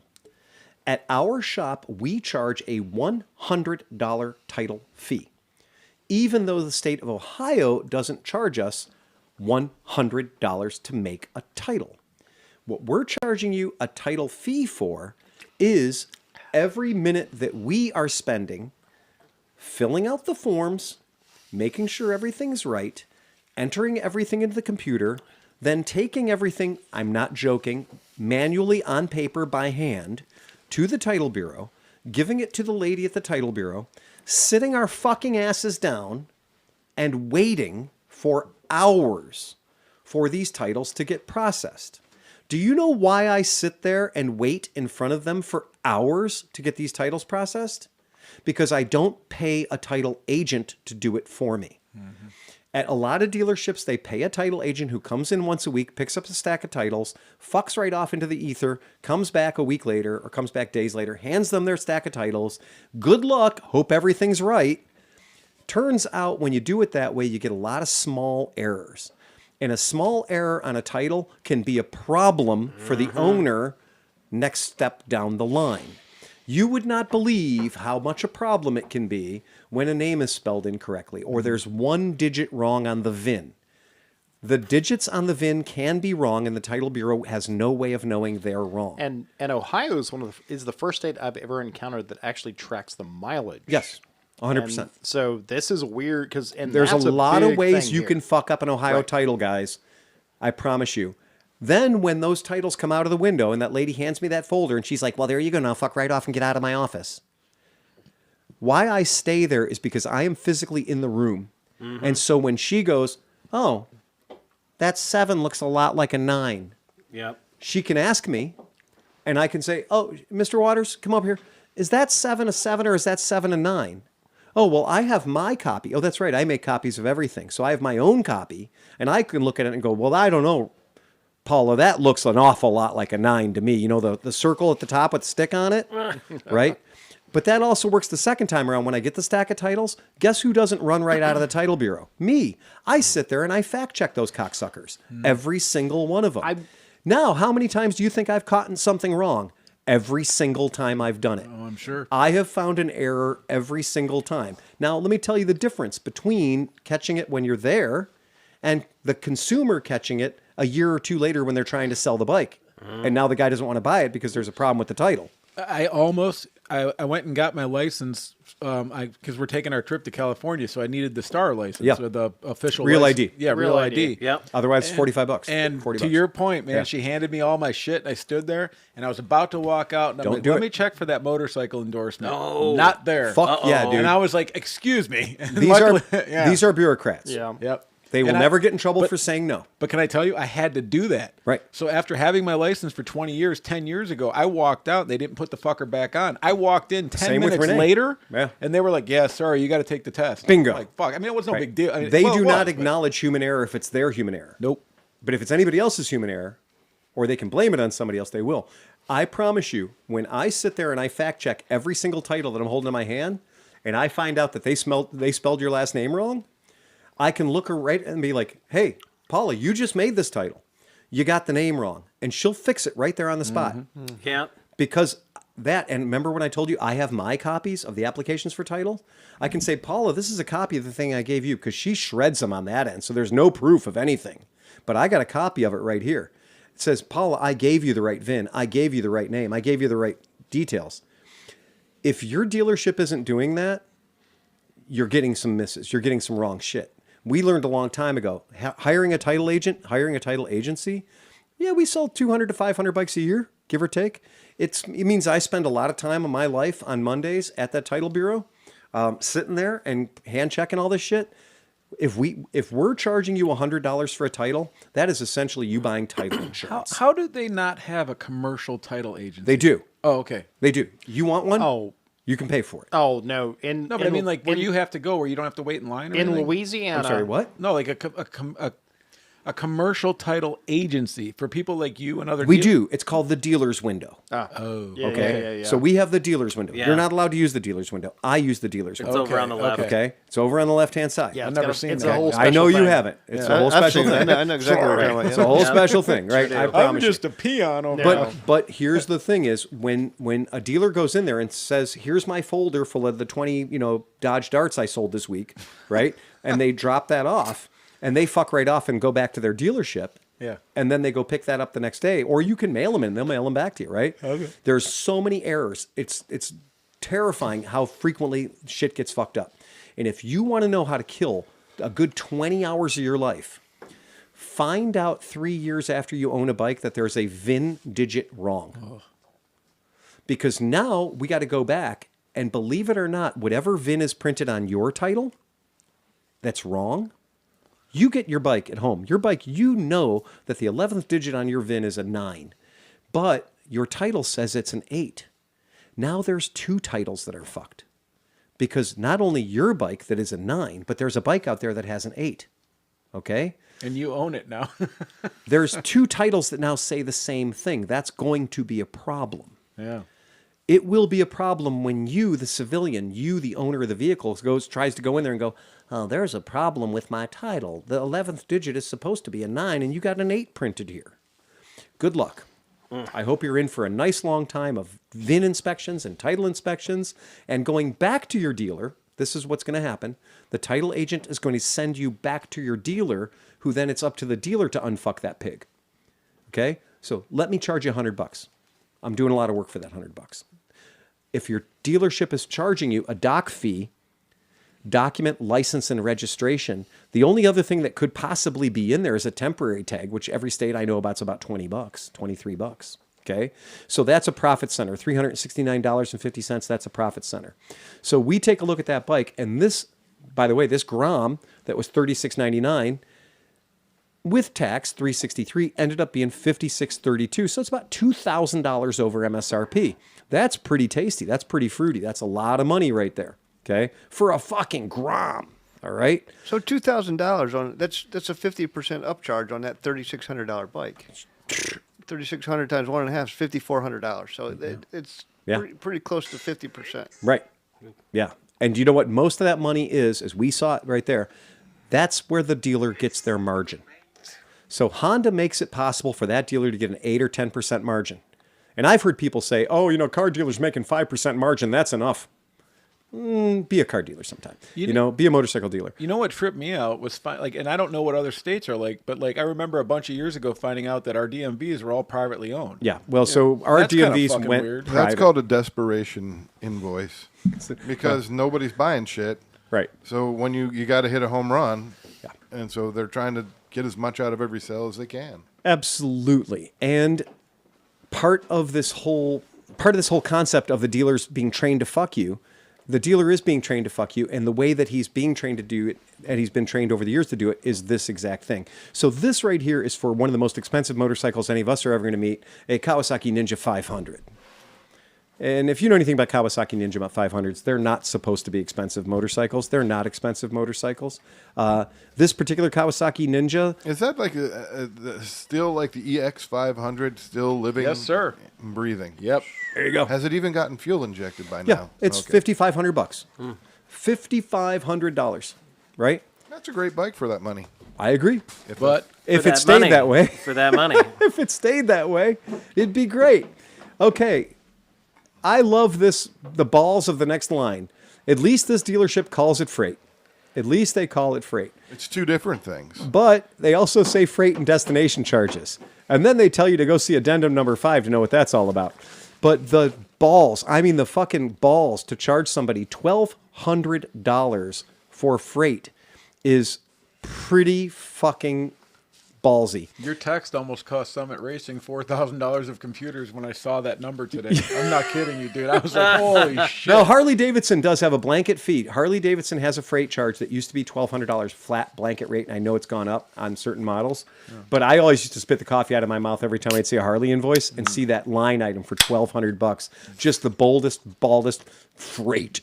Like you're a trucker all of a sudden. Right. Freight. Okay, now we go down to the Believe third the line. phrase is like a water buffalo. Yeah. Well, and here we go. This guy was after this guy saw this invoice, he totally didn't buy any accessories because I wouldn't either. His assembly and preparation, the assembly and preparation is $1,000.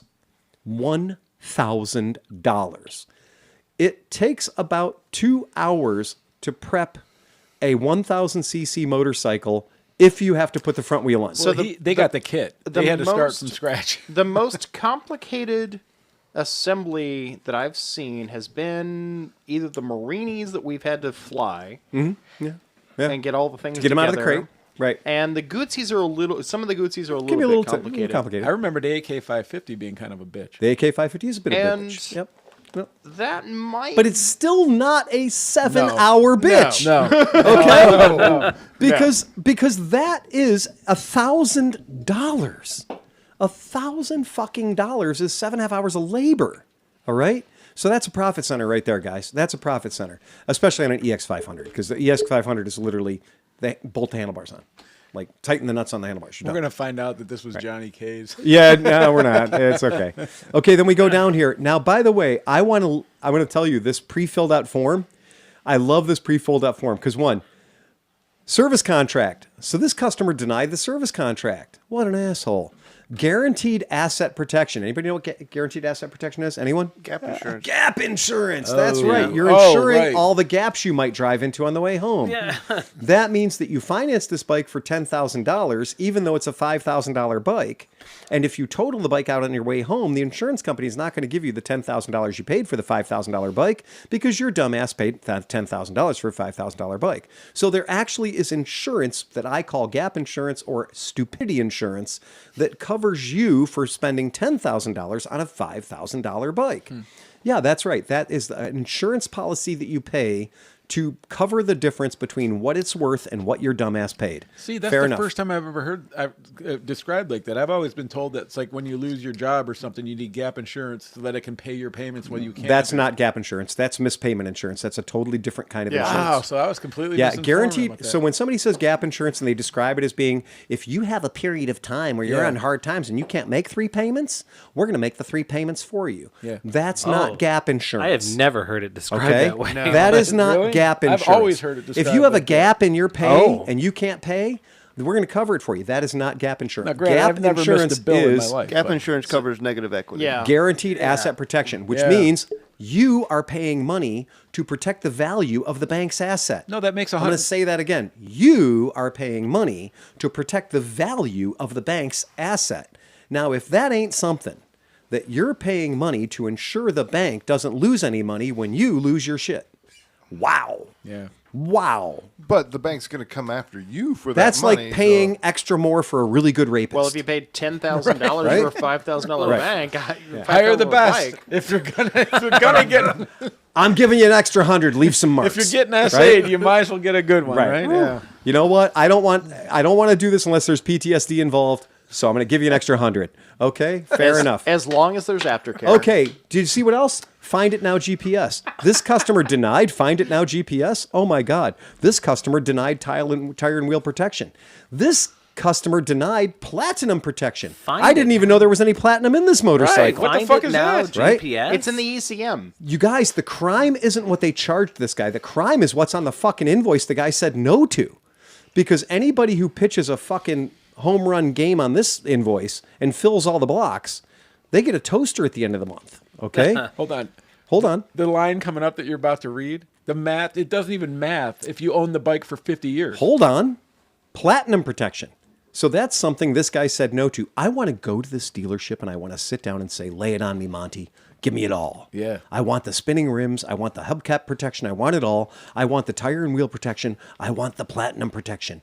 And my favorite next is the priority maintenance program. Oof. If you pay for the priority maintenance program, you get your bike worked on by our best technician. And you don't have to wait. Anybody who buys this, you are dealing with a fucking thief. Okay? Yeah. If your dealership offers you this, that means we're going to treat you better than everybody else we sold a bike to this year. Fuck you. Right. Right? Fuck you. Just on spite, I'm leaving your dealership.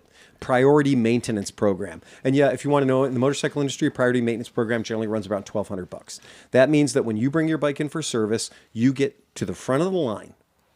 And they're So- also saying we got some mechanics back here that That- you don't want touching your bike. We're gonna keep those guys off it. You don't want Jimmy. Priority maintenance means you damn fool. Look at this motorcycle you bought. You're going to be in here so much you don't have the kind of time to wait in the line. So if you really want that insurance at our dealership, Pappy Van Winkle. Right, Pappy family. Bring a bottle of Brown, baby. Bring a bottle. Hey, There are ways to barter into the top of our refrigerator has bottles with names written on it Yes. for a fucking reason. Yep. Right. That's our elite service program right there. Okay, you know when you come in, if we're like, no, go have lunch. We'll take care of your shit. Right? You'll be like, oh, okay, that's pretty good, right? We have a rewards program. Absolutely. We keep track of it Absolutely. in our head. You also Yeah. reward people that are not assholes. Also So true. there's that too. Well, I believe it works both ways. Yeah. The next line item, $700, lifetime battery. That's what I'm saying. Okay, It one. doesn't math. What? If you can tell me, if any of you can tell me what a lifetime battery is, That I think it means they're going to replace it if it dies, but that's what they're saying. okay, so you have the bike for 20 years, four batteries. So for the record is, this sales guy couldn't get the guy to give the money for the priority maintenance program. He couldn't get the platinum mints protection. right. He couldn't get the executive's den happy ending program. But he did score a win on the $700 lifetime battery. So that's Golf clap. That's Which is that's seven. that's 100% profit. That is 7 100%. YTZ. What are they? 7? 7 YTX12s. Yeah. This motorcycle uses a YTX12 battery, so it's six literally ish. yeah. 6 and change. Tom, depending how on- often? How many years most people keep a motorcycle? In Phil's world? No. No. Most On the people. planet. On the planet. 3-ish. Right. And how many batteries do you think, even if you're an idiot, Right. are you going to go through in 3 years? So 2. So this is a $699 profit center. Yeah. Right. One, because this guy's going to lose this piece of paper, or this guy's going to sell this motorcycle and Or forget. If this is his only proof that that was offered. Right. And a 500 Ninja's not a forever motorcycle. Okay. No. Anyway, so lifetime battery, it's not a lifetime motorcycle. So what the fuck are we talking about? Okay, the next one is wear care. This is I want to know what wear care what is. even is that? I'm dying to know what wear care is. And then the ultimate dick in your ass is the closing fees. Closing fees. Is that where they literally say, okay, we're buying dinner on you today? Yeah. Right? Closing fees. It's lobster Thank you. hand Thank It's job. a closing fee. I can finally afford that yacht I've been looking to get for a while. You see the bell on the wall? We're going to make you ring that. And every time you ring that, we get $200 closing fees. Yeah. Does that go into the fucking... What does that go? Does that go to the Pop-Tart fund? Like, where is the $200 for closing fees? I want to know what it is. Okay. Trade allowance, blah, blah, blah. That's for Well, ink it's pens. in Addendum 5, wherever that is. Okay. Now, let's talk about market surcharge. Market surcharge is something that has appeared on these invoices since COVID. And that was due to a shortage of motorcycles in the industry. Since the Ford Bronco. It became very common. Hell, it was Mustangs were doing it too. Yeah. Right? Harley Davidson's did it in year of our Lord 2001. Right? They started adding money to the retail. And so market surcharge meant that due to availability or lack of availability or logistics or whatever the fuck they want to, they can add extra money to your invoice. Supply in this case, they chain did. issues. Right. So now there's a number down here that I can't figure out. IMF. IMF. It is not tax. International Monetary I'm a, That's the I'm a, idiot I'm a motherfu- motherfucker. Yeah. No, idiot motherfucker. Idiot fee. Motherfucker. I do not know what it is. They judge how stupid you are, and then they add the fee. Okay, I do not know exactly I'm what fucked. it is, but what I can tell you is based on everything else on this invoice, because they've got a destination category, right? IMF, because they're not even taxing you on this invoice, right? They're getting the tax from you somewhere else. I do not know what IMF is on this one, but it is $400, and that's not a small amount of money. So this bike went from being, and I shits you not, this went from being a $5,563 bike to a no shit $9,000 bike. Yeesh. So that's outrageous. IMF fee involves charges for borrowing, service charges, commitment fees, surcharges for high-depth long-term borrowing, and a membership quota payment. Service charge. Yeah. It's the service charge. So that's what they're doing. In with this. conclusion, if you walk Right. into a door and you're looking at a $5,000 motorcycle brand new, because people do, about $5,000 is brand new, Mm-hmm. and they rack this shit up to about $9,000, Mm-hmm. throat punch the fucker in the F&I, and then so- walk out. You'll notice, and this is why I chose this one. The reason I chose this one is this is showing you all the ways they could have fucked you, but this guy didn't get fucked. This guy didn't pay the gap insurance. He didn't pay the service contract. He didn't pay the tire and wheel protection. He didn't pay the platinum protection, whatever that is. He didn't pay the priority maintenance program. He didn't pay for the wear care. He only bought one extra thing. He only bought a $700 lifetime battery. And, So the show me the butthole fee. That bike had the potential of being $12,000 Easily. some Correct. fucking dollars Easily. for a $5,000 bike. Yeah. I didn't bring in the Sportster sheet where the guy did choose everything, and his $79.99 Sportster became a $15,999 Sportster, right? And now what's the crazy thing is, of course, on that, by the way, the finance company, Harley Davidson, mandates that you have no option. You must pay the gap insurance because they are clearly taking twice the value of the vehicle from you. Yeah, if you've doubled down, you got to take the gap. Well, you don't have to take anything by law. Well, yeah. Okay? But if you're that deep, you might as well go But elbow what deep. will happen is dealerships will strong arm you and say, hey, we just can't finance you. I'm sorry this doesn't work out. You're going to need to give me a $7,000 down payment. We got a new definition from the South. Yeah. A South Carolina fee, and that's a first-time registration of vehicles instead of a sales tax. Interesting. Very good. IMF is a South Carolina fee. So instead of sales tax, they're paying a one-time fee For a first the time. origination of the vehicle. The first time that vehicle gets put on the ground. So did that one have IMF and registration on it? I did not see a I did not see a. I did see a registration at the top. Right. Right. So So that's what I'm But saying. there was So- no tax. Oh, okay. So that was there's no it then. tax. Okay, Right. so that makes sense. So anyway, here's the point. The point is, one, as a consumer, there's no reason you need to do any of this shit. I'm going to tell you guys, I'll tell you what it is. Talk to your dealership, talk to other dealerships, find out the bike you want to buy, find out what the freight charge is. Call a bunch of dealerships. Hey, I'm buying a bike. I want to buy a Royal Enfield 650, right? Call a couple of dealers, find out, call a dealer in Texas, call a dealer in fucking Virginia, and say, what's the freight charge on that bike? And they'll tell you.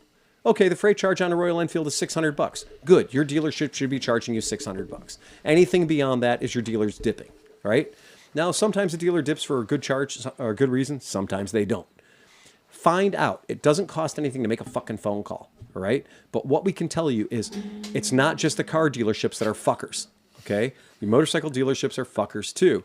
They also are trying to make money and trying to stay in business. The problem is if they're going to lie about it, okay, just be honest. Just say, okay, we're in Los Angeles. Rent is really fucking high here. My buddy pays $25,000 a month to keep his shop open for rent.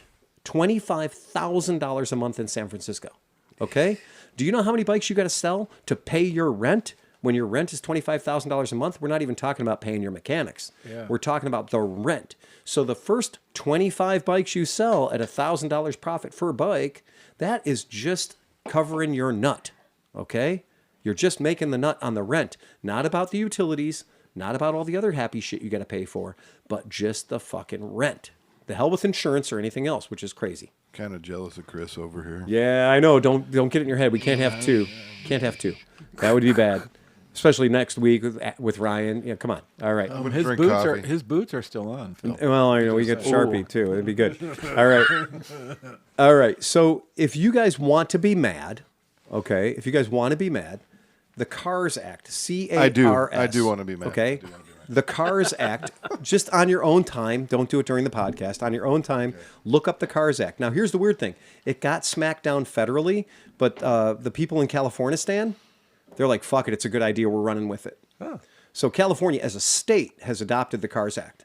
So at least in California, they are going to make it harder for dealers to fuck you while looking you straight in the eye. Hail Cascadia. Okay, bring it on, right? Bring it on.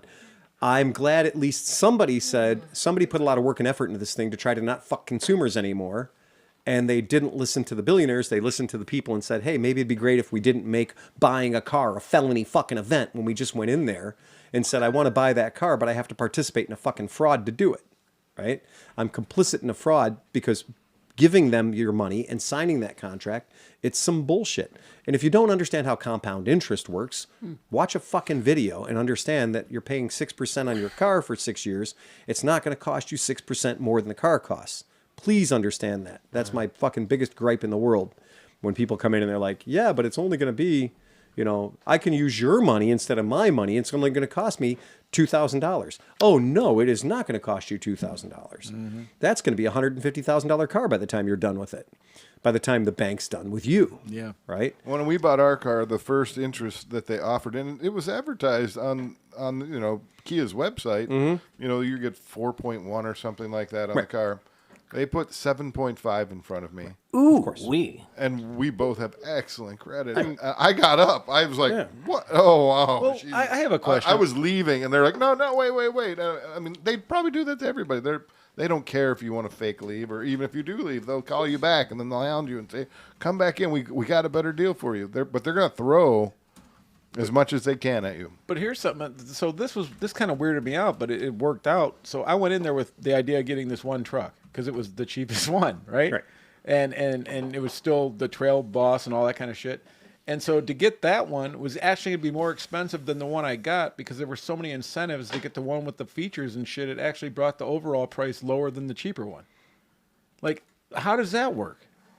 Because I was about to, I made them do both deals. Right. I understand. And what it comes down to is a dealership is very frequently motivated by what's called flooring. So if your dealership happens to have, let's just play the numbers. We're going to pretend like it's a really tiny dealership. And we're going to say that dealership has 20 Chevy pickup trucks on their lot that they have currently floored. That means that they don't have to start paying interest on those vehicles for, let's just say for the sake of our argument, 120 days. Okay, so they got 4 months. So for 4 months, those vehicles are on their lot rent-free. They haven't paid a penny yet. But on the 4th month, they have to start paying a really juicy interest bill that on the 5th month gets bigger. And on the 6th month, it goes from a 4% to a 5% to an 8% to a 14%. So if they don't sell that car by 8 months, they are paying far more money in interest on that car than they would make by selling it. Is Okay? there a way to know that on stickers? Like, can you sneak around the lot? But and be like, I want that one. I mean, you see it when I drove through a Nissan lot to get. We were Right. getting our cars, and I'm like, well, out front here, it's the new Nissan Frontier pickup trucks, the Pro X, bam, Oh, bam, yeah. bam. They got 3 or 4 of those. They're parked up on the tree lawn. They dined. I'm like, wow, that's cool. But I'm like, no, that's the Pro X. That's the $60,000 truck. I'm like, where's the rest of them? Like, there was one buried in the back. There was one gray right here. It was kind of like their standard one. Well, I'm like, no shit. Everybody wants to buy the cheapest one. Those are the most expensive ones. But if they sit there long enough, Right. and nobody buys them, The motivation factor is where you go in and a trick that you can play is you can go to a dealer's website and you can look up a particular car that you're interested in. See that particular car, and if you have a website like Ford is a good example, they'll list the vehicle by the VIN. And you can look at the VIN and you can determine how long that vehicle has been at that dealership. Yep. Now, most dealerships, 4, 5, 6 months, they want to get rid of that fucking thing. All right. And realistically, they're not even going to lie to you about it. Right. So if you come in and say like, hey man, I want to buy some dated inventory, something that you're going to be motivated to sell because you don't want to pay interest on it. So something you're getting close to its birthday is what they call it. But car's getting close to its birthday. That means they're going to start paying interest on it. Or if they haven't already started paying interest on it, you can find that information. You look at their inventory. Be aware of what their inventory is, what their stock is. Don't be afraid to check it out. Look at other dealerships as well. The point is, if you're buying a brand new car, it's you versus them. And they are very fucking good at it. And if you think you're good at it, you're wrong. You are going against LeBron James in a free throw contest. Do they ever do it seems like as soon as it gets sticky, Yeah. the sales guy always has to leave Of for a course. while. It's training. Is that just also just wearing you out? Yes. Time. Because, see, here's the It's funny called part. a grinder. So right. the day that I got my car was the day that me and John did the live thing. Right. So I went in there and I told this dude, I'm like, I have a 4 p.m. hard out. Yeah. And if you're not close to finishing They hear that the deal, 100 times a week. and he was like, I go, if you're not close to finishing the deal, I'm leaving. It got to be 3:45. I hadn't signed shit or done anything. I'm like, in 15 minutes, I'm walking out of here with a truck or without one. I don't care. Yeah. And the guy was like, come on in here. Okay, yeah, you don't want that. All right, you're good to go. Here's your keys. Yeah. It was fucking crazy. He wanted to sell a car. Yeah. That's exactly right. Yeah. And I promise you this, that he's going to make his money on that used car, that used truck. He's not in a hurry. That one will sell. Because 90% of the buyers are like, the only thing that's more attractive than a $50,000 brand new truck is a $35,000 3-year-old truck, right? So he will have no problem selling that 3-year-old truck. Now, the new one, though, the clock is ticking. So he's going to actually try to sell you away from that pre-owned truck because the clock is not ticking on that one. They stole that from the guy they got it from, right? So they're going to make really nice profit on that truck no matter what happens, okay? But the new one, the clock's ticking. They want to sell that thing, right? Because the 26s are right around the corner. Right, so it's even right? cheaper just to throw it out at cost or whatever. Well, Not cost, but you know what I'm saying. Yeah, you'll figure it. They'll figure it out. It's- Just keep in mind if you think, and I promise, this is me doing this for 25 fucking years. If you walk up to me and say, "Man, bring on your best salesperson. I'm good at this." Oh, fucking show me your best. Show me your fucking best. Because I got 25 years of avoiding the tricks. Yeah. I've got 25 years of having to invent a system that we stay in business without these bullshit invoices. I got 25 years of, if you show up and you're motivated, I'll sell you a bike in 5 goddamn minutes. Okay? With 3 signatures. No hostage taking. All right? Nothing. You're there. Ask me any question you want. I'll answer it. Lies only slow me down. Well, this is the Okay. whole joke about me telling you that we have the country's largest selection of pre-tariff Vespas. Absolutely. 100% largest inventory. Nobody else has more Vespas Largest inventory pre-tariff in America. than you have. Guarantee it. So automatically you save, what, 25%? Right. Yeah. That's it. Right. Instantly. Like Yeah. at that point, you're like, well, go down the guy down the street. He's 30% over us. If you think you're the world's greatest negotiator, I will introduce you to the guy that sold me my Toyota Tundra, who is my friend. And the problem is it's in his soul. Right? He can't stop himself. He can't not do it. And if you don't think that Toyota has their arm so far up his ass at this point, because he gets paid a lot of money to be a Toyota truck salesman, right? He can't resist F&Ing me. He F&I'd me. And I was like, what the fuck? Jason, we've known each other for 30 fucking years, dude. Why are you trying to F&I me? Phil, there's cameras all over this place. I gotta F&I you just a little bit. Okay, just sit down. Go along with and it. Just go along with it, right? Just go along with it. And the whole deal. And somebody's like, and I guarantee you his neighbors are listening. His in the next colleagues- cubicle over. Yeah, Absolutely. listening to be like, well, he didn't do it to that guy. Right. So this is what was funny is I was like, come on, man. And so when I bought the Ford, I told the guy literally same thing as you did. I said, we have a dinner reservation at 7 p.m. This is a hard out. At 7, I'm leaving. And at 25 minutes till, I literally looked at the guy and the guy's service manager. I was like, hey, just want to let you know, my salesman, piece of shit, smoking cigarettes, not taking care of me. I told him hard out at 7, you're going to lose this sale. Right? And the guy's like, well, I'm not going to, I'll take care of it. And he disappeared. And my guy waddled back in here, 75-year-old grizzled salesman that he was, Rolex watch, etc. He came back in and I was like, you're going to be magic if you can close this deal in 5 minutes. Yeah. But I'm here to watch it happen. I got my pen. I got a check. Make this happen. Yeah. Easiest car you've ever sold. And I walked out. Wouldn't give him the sale. I walked out. I walked away. We went on vacation. I came back after vacation. I found the exact same truck at another dealership for $2,300 less because it was after Christmas at that point. So, yeah, I just saved $2,300 and I got to break it off in that guy's ass. But if you think you're a good negotiator, go try to buy a car from somebody who's been doing it for 5 years, and you will realize that it's like going on stage with Penn and Teller and thinking you're going to catch their trick. Right. Because you're not. Motohop says, can confirm. I think buying the Rattler was about 10 minutes of us deciding which bike. And we got a special guest in the chat. We have the Ducati master mechanic, Mark Lepresto. Hey, Mark Lepresto! Yeah. Any interest in becoming a Cove dealer? Okay, so that's a really good thing, Mark. You brought that up. Huh. So right now we have yet another interesting, affordable, middleweight, lightly priced Chinese motorcycle. That has been proving itself. Yeah. The trick with all these bikes is going to be the one thing for a dealer that every dealer should be concerned about is how are they going to actually handle parts support? Mm-hmm. How are they actually going to handle warranty claims? How are they actually going to be able to say, hey, man, my guy just laid his bike out in the parking lot. Literally, he bought the bike and in the parking lot, he dumped it. So I'm going to need 2 levers, a windshield, a headlight, I need this shit most Ricky Tick because his check hasn't been deposited at the bank yet. Okay? For a dealer, this is a very dangerous position to be in. You haven't deposited his check yet. His financing hasn't really gone through yet. You haven't been fulfilled on this, but the bike is broken. And now we need to make that bike unbroken in the shortest amount of hours possible. And we found out with Energica electric motorcycles that from the guy dumping the bike in the parking lot until the parts he needed showing up was about 7 weeks. Yeah, I remember that. Okay? I was there during that. Guess who's not an Energica dealer? Mm-hmm. Guess who smelled that and got the fuck out of the water? Okay?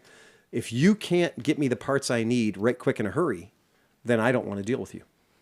Period. And I don't care how many positive reviews you have on whatever YouTube sites or whatever. If you can't get me every single fucking part number on that motorcycle tomorrow, because I got a guy that crashed it in the parking lot or crashed it in the showroom, then I can't deal with your company. That's what it comes down to. And we've been dealing with Piaggio forever because I know that if we put an order in on Tuesday and I click the make it get here tomorrow button, that the shit gets here tomorrow. Mm-hmm. It's going to cost a lot of money to make it happen, but it's going to get here tomorrow, right? Mm-hmm. That's the difference between a distributor that has the assets to do that and a guy who goes, Bob, you ever thought about becoming a motorcycle manufacturer? Well, we don't build motorcycles. Well, no, we don't have to build the motorcycles. We just have to agree to be the distributor for the motorcycles. But in a few weeks, we will be at the AIM show, and we can probably, find out some of that information. Again, be careful, because the guys who work in those booths signing up those dealers used to be used car salesmen. That's true, too. Right? I promise you.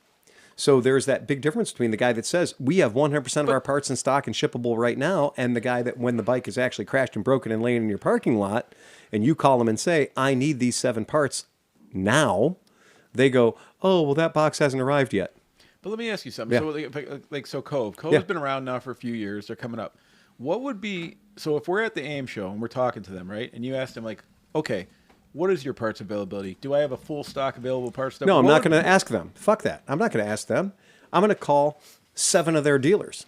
Oh, good point. So I'm going to call 7 of their dealers and go, hey, how long you been a Cove dealer? I've been a Cove dealer for 18 months, 19 months, 26 months. Cool. How are their parts?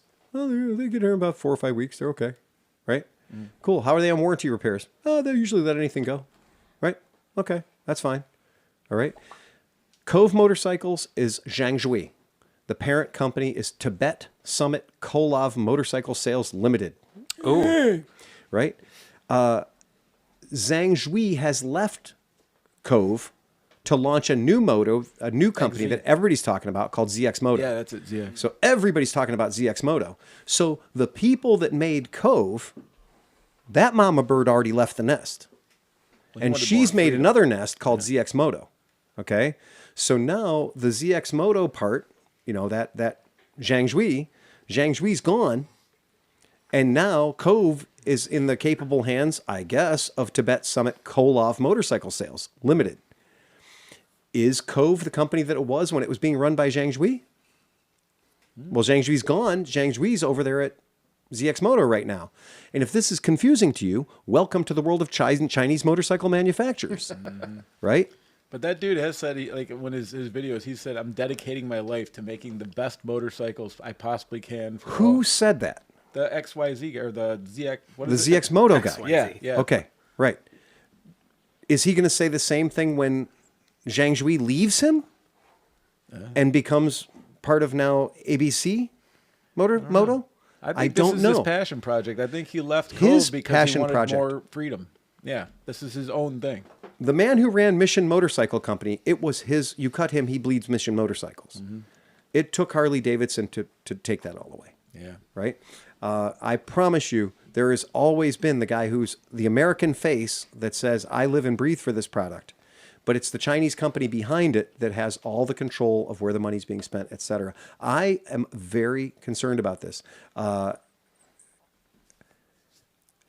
Zhangzhui founded Cove in 2017 and is a former professional enduro and off-road rider, is what they're saying. Mark's saying the quality's impeccable. The quality's impeccable. That's cool. That's great. I've seen a lot of really quality, impeccable items not be able to survive a year's manufacturing and sales and dealing with a dealer network and keeping customers happy. There's a lot of really, really great products that haven't survived because of either super high-level management, shit in the bed, or going, well, we tried it, didn't pay off. We didn't meet our projected sales goals. So based on our investors, it's time for us to turn this off. Well, all those guys out there, Vectrix, right? Vectrix was the greatest thing since sliced bread. I've never met anybody who rode a Vectrix electric motorcycle and didn't say it was the greatest goddamn and most amazing thing he ever bought or rode. An American company, not a Chinese company with an American name, an American company. And they did not meet their sales goals. And their investors said, you didn't meet your sales goals. But we have the best product in the world. It does everything we said it did. Everybody loves it. Great. You didn't meet your sales goals. So we are taking away 100% of the money. We've agreed to lose no money, but we've lost 10%. So now the investors run away. Well, now Vectrix is dead in the goddamn water. Now, it may not be but a bump on the fucking spreadsheet to the guy at the top who's going to tell his accountant he had a loss this year. But to every single Vectrix dealer that I knew who had $20,000 or $30,000 worth of inventory on their floor, and nobody would buy them once the word got out that the company had locked their doors, they all choked to death and damn near lost their business because they had a $50,000 worth of boat anchors on their floor. I'm cautious of that. I dig it. That's fine. Cove could be the greatest thing in the world. If we talk to other dealers and say, yeah, it's been great, we love it. There's a reason we signed up with Kimco. It wasn't because I liked the way the words sounded. It's because 6 fucking people that I trusted that had been running shops for longer than I was had said, hey, they're pretty fucking great. they're pretty good at what they do. We get parts when we need, and there's a good enough margin to keep in business. Yeah, I'm right? sure being the guinea pig dealer is not always the best option. All right. Yeah. So it's a really, really bad scene. If you don't think that I'm nervous when I see the Benelli torch being passed from SSR Motors, right? Yeah. We are the official U.S. distributor of Benelli motorcycles. Until you're not. Until that, right? Exactly. Right. Until Transpro shows up and is selling all of your motorcycles, QJs and Benellis, for half price, direct mail to the consumers. Yeah. Right? Well, then you don't need a dealer anymore, do you, motherfucker? No. And then my dealer license that says I do QJ and Benelli is meaning it's a bug light for a bunch of broken bikes that show up at my shop and go, I'm here for the warranty. Well, you didn't buy it from me. But now I got to choke on the warranty? Oh, man. And a $3,000 bike, no less. It's not. That's exactly right. It's like the parts. It's not like you get a $25,000 cruiser in where you can say, okay, it'd be worth to put $2,000 worth of parts on this thing. You know, like, oh, man. Here's a headline for you. After mysteriously leaving Cove, its founder has a new motorcycle business. Definitely not sus. Nope. That's the headline. What magazine? Or article or whatever. This is Ride Apart. Wow. I'll throw it up here if you want to see it. Yeah. Yeah, there it is. Yeah. Right? Oh, it actually says definitely not sus. Definitely not sus. I thought it was you. I was like, oh, how trendy. I don't know, but that bike is dope, and everybody that's ridden it said it's fucking awesome. And that's my point, is it can be, and it can be the most amazing thing in the world. And the parts bin at my garage and my shop is full of amazing products that are great that I can't buy anymore because the fucking company went out of business. Right. And I was like, they shouldn't have gone out of business. This is the best version of this thing I've ever held in my hands. And you go, yeah, but somebody else thought that it didn't make enough profit. And that's why it had to go away. And that's a shame. That's a bite in the ass. And to a dealer who has $150,000 worth of their bikes on the floor, when that support goes away, nah, I don't like that. Okay? Jui apparently resigned his position. The circumstances at the time were very weird, as Jui was both the face of the company on the business side. He was the CEO, after all, but also the face of the company across social media, right? Blah, blah, blah, all that stuff. So anyhow, I don't know. I will need to know more about Cove before I tell anybody on the internet it's a great idea or it's a bad idea or it's the greatest thing in the world or not. Right. Yeah. Someone here, Swangen. Oh, he's got his mouth open, oh, seductively. Yeah, that's it. All right. So, and then one of the things we wanted to talk about was the trailer for the Fortnite. So Ryan Fortnite, we're going to pull up his movie trailer, and this is the movie's called Yalla Habibi. Which I believe, what did he say the translation for Yalla Habibi was? Like, let's go, or let's fucking quit dicking around. Let's go. You've said it wrong. Yeah. Yalla Habibi. Perfect. Yalla Habibi, which I used to say the same way. Bada Imshi, which is get the fuck away from me. Exactly. Right. Yeah. That's it. This is one of those ones where I definitely am of the opinion that this is good stuff. Right. So anybody joining late in the podcast, Ryan Fortnite will be joining us next week here on the podcast, and we are going to talk to him all about what we're about to show. Via Zoom, you said, right? Yeah. He's going to be here via Zoom. Not coming here. Well, right. I don't think he's going to spend a trip from wherever fucking west coast of Canada to fly to the ClevelandMoto podcast. No, probably not. Hey, Spirit Airlines is only $60. We are very full of ourselves, but we will tell you that when it comes to these kinds of things, we are not the early bird catching the worm. We are the second rat getting the cheese. Yeah, totally. Okay? But we're on the other coast, so we're on the other It's coast. still Right? tasty cheese. Right. I don't know if we're going to have any audio on this. You know what? I think so. If the first mouse if it's didn't through get the it, HDMI, it's going to be good. Let's see what it is. Well, you know that one of the most common comments on Yep, our they're videos getting is audio. Fortnite should make movies. You're not getting audio, Tom. Thank you for keeping on us, because it went to our heads and we spent the last year making our first feature film. It was the greatest ride of my life. Specifically, we tried to break the circumnavigation record by riding across America and Europe and India, Southeast Asia, Australia, then back through Alaska in less than 19 days, 4 hours, carrying a filmmaker pillion 24/7. That's the only way that we could get a hyper-polished but hyper-real documentary about a motorcycle race. I love the And our chalkboard. Lebanese shooter here has a saying for when you As tell a your person beloved that brother loves- to hurry the I hell love up, everything yell about at the me, chalkboard and instruction. You can pre-order that film right now. I love via chalkboard the instruction. link below. Comes out on December PTSD. 27th. And if you're anywhere near Vancouver on the 22nd, you can also buy just as tickets entertaining below without the for the audio. premiere. I which love will be that he at has the an extra iconic crankshaft laying Rio there. Grande.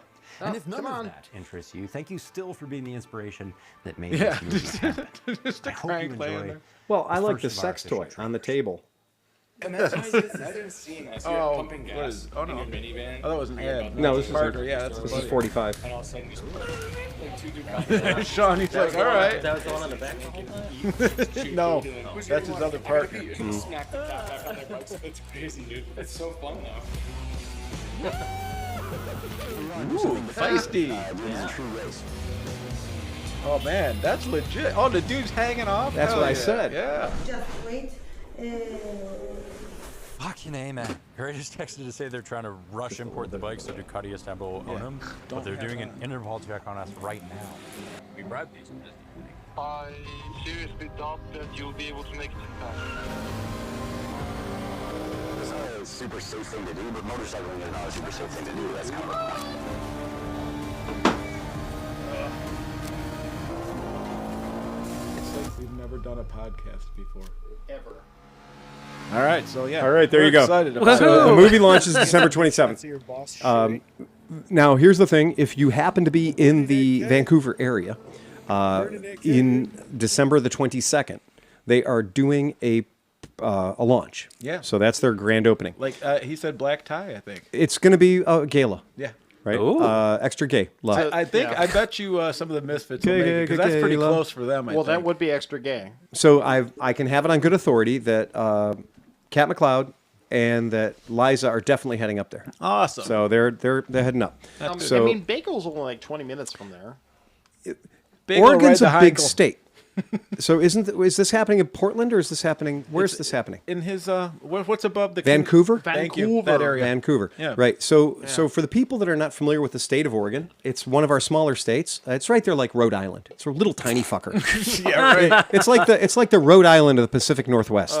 Totally. Oregon's just a little tiny state. Do you know that So I- everybody that says we're going to go to the Portland One show and we're going to meet Bagel, what you realize is where Bagel lives is about 4.5 fucking hours, 5 hours away from the Portland One show. Do you know that I flew inverted in a Yak 54 right near Jesus Bagel's Christ. house? My old boss at RC Groups had the Eric Beard's Yak 54. Oh my God. And I got invited to a wedding in Corvallis, Oregon, and then we went and flew aerobatics. And this gets interesting. I have pictures. I'll show you all this. So we did loops, rolls. We did a figure eight, all this shit. I almost passed out on the loop. We pulled like 7.5 Gs. And then he did a snap roll, and I thought I was going to die. We flew inverted, and all you're doing is hanging on the straps. All this shit of like, oh, the G-force. No, you're hanging upside down by straps in this fucking airplane. But here's the crazy part. So we get done with this, and he's like, hey, you didn't puke. And I'm like, yeah, but I don't feel like I'm doing well. You know? Right, exactly. And so he's like, all right, we'll head back. So we're flying back in this Yak 54, dude, and like it's an aerobatic plane, red, white, blue. Like if you look it up, pull up Eric Beard's Yak, or no, Jim Burke Yak 54, and I can show it. But in fact, if you put my name in it, probably it'll come up that we did it because it was on. Anyways, so we're flying back, and I'm starting to feel kind of queasy, right? Yeah. And the oil smell starts to come up, and I'm like, why is this oil smell coming up? And then I start to see smoke in the cabin, and I'm in the front cockpit, and he's in the back controlling it, right? And all of a sudden he goes, yeah, tower, we're going to go ahead and we're kind of emergency landing. And he goes, okay, we'll have the thing. And I'm going, what's going on? What's happening? And he's like, just brace. We're fine. We're fine. We're at 3,000 feet. The dude fucking pushes over, flattens the prop. So we're just like, because he has a variable prop. Right. Flares it at the thing, right? So when he flares the prop, the engine's like, and like it sounds like it's exploding, dude. We land, there's fucking smoke coming out of the fucking airplane everywhere. I'm like, holy fucking shit, dude. There's like dudes in those like green fucking fire trucks flying down the runway. So we stop, everything's fucking cool. We get out. I'm like on the ground, kissing the ground at that point. and so after everything was said and done, the airplane was supercharged, right? Right. And it had a screen on the front of the box at the very bottom. If you look at the Yak 54, it has like this square inlet. And it's supposed to screen goes on the front of the inlet for the supercharger, and the nuts go through this way, and on the back of the nuts where the bolts are held, it's supposed to have a cage that encases the nut, so in case it falls off, it can't get sucked into the supercharger. Oh, that didn't work now, did it? It broke off. Whoa. So all that went through, and so he lost like 3 of the cylinders through the whole airplane, and so that was the last time that plane flew until he sold it. Oh, And wow. I was in it. Yeah, it's a Russian airplane that is just a radial motor. Yeah. And enough control to keep the radial motor in the air. You can throw the picture up. Yeah, I mean, that's it. If you put Yak 54 Sleepy C Jim Burke, I bet you can find the picture. There is. I did find the story, but it's not. Somebody needs to do a little maintenance on it. That's the plane right there on the right. Yeah, somebody needs to do a little bit of maintenance on that website. But it is a tiny little airplane that does not want to go in a straight direction. No, I'll bring pictures next week, and it was fucking inherently crazy, unstable is what makes it exciting. Yeah. Yeah. Yeah, it's super kooky. Like your favorite lover. Like the whole Well, I was going to mention the fact that I'm supposed to be in Oregon right now. Actually. Oh, really? Oh yeah, you remember that whole Oh, that's right. Yeah, right. Yeah. Oh, I've been canceled from Oregon. Oh man. Rip. Yeah. This idea of them doing that the December release for this film, it's going to be a lot of fun because it's about motorcycles, but more importantly, it's chaotic. We should have a watch party. We can have a watch party. Do that. We can have a watch party. I don't think we can monetize it, obviously, but whatever. I mean, Sleepover? Yeah, right. The long and short of it is, Pajama party. I love any movie that has that kind of a situation where you're like, okay, what are you going to do? Well, we're going to just go around the world. Okay, cool. But what are you going to do? Well, we're going to do it as fast as we fucking can. Yeah. Right? Okay, you're going to do it as fast as you fucking can. That's great. Have you reconnaissance this route? No.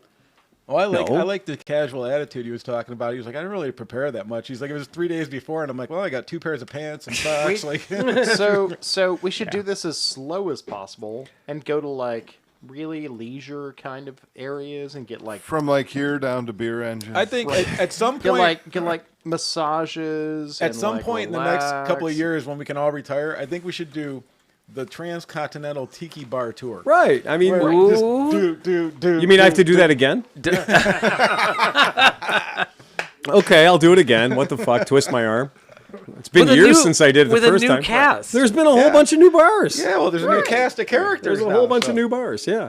Yeah. I mean, it's not like I haven't done that once already. I can start the non-alcoholic best tiki bar menu drink in the world. Right. Absolutely. Yep. There you go. Or just that most fun experience overall. That's what we're looking for. Yeah. I think that's the jam of it. Like the idea of, for me, doing motorcycle travel in a hurry or under the gun or, we need to be here by this time. I'm done with that. Yeah. I'm absolutely done with that. We've kind of said that, the next rally we do, whether it's scooter or motorcycle or whatever, is going to be an all-inclusive, and the vehicles are going to be extra. Right.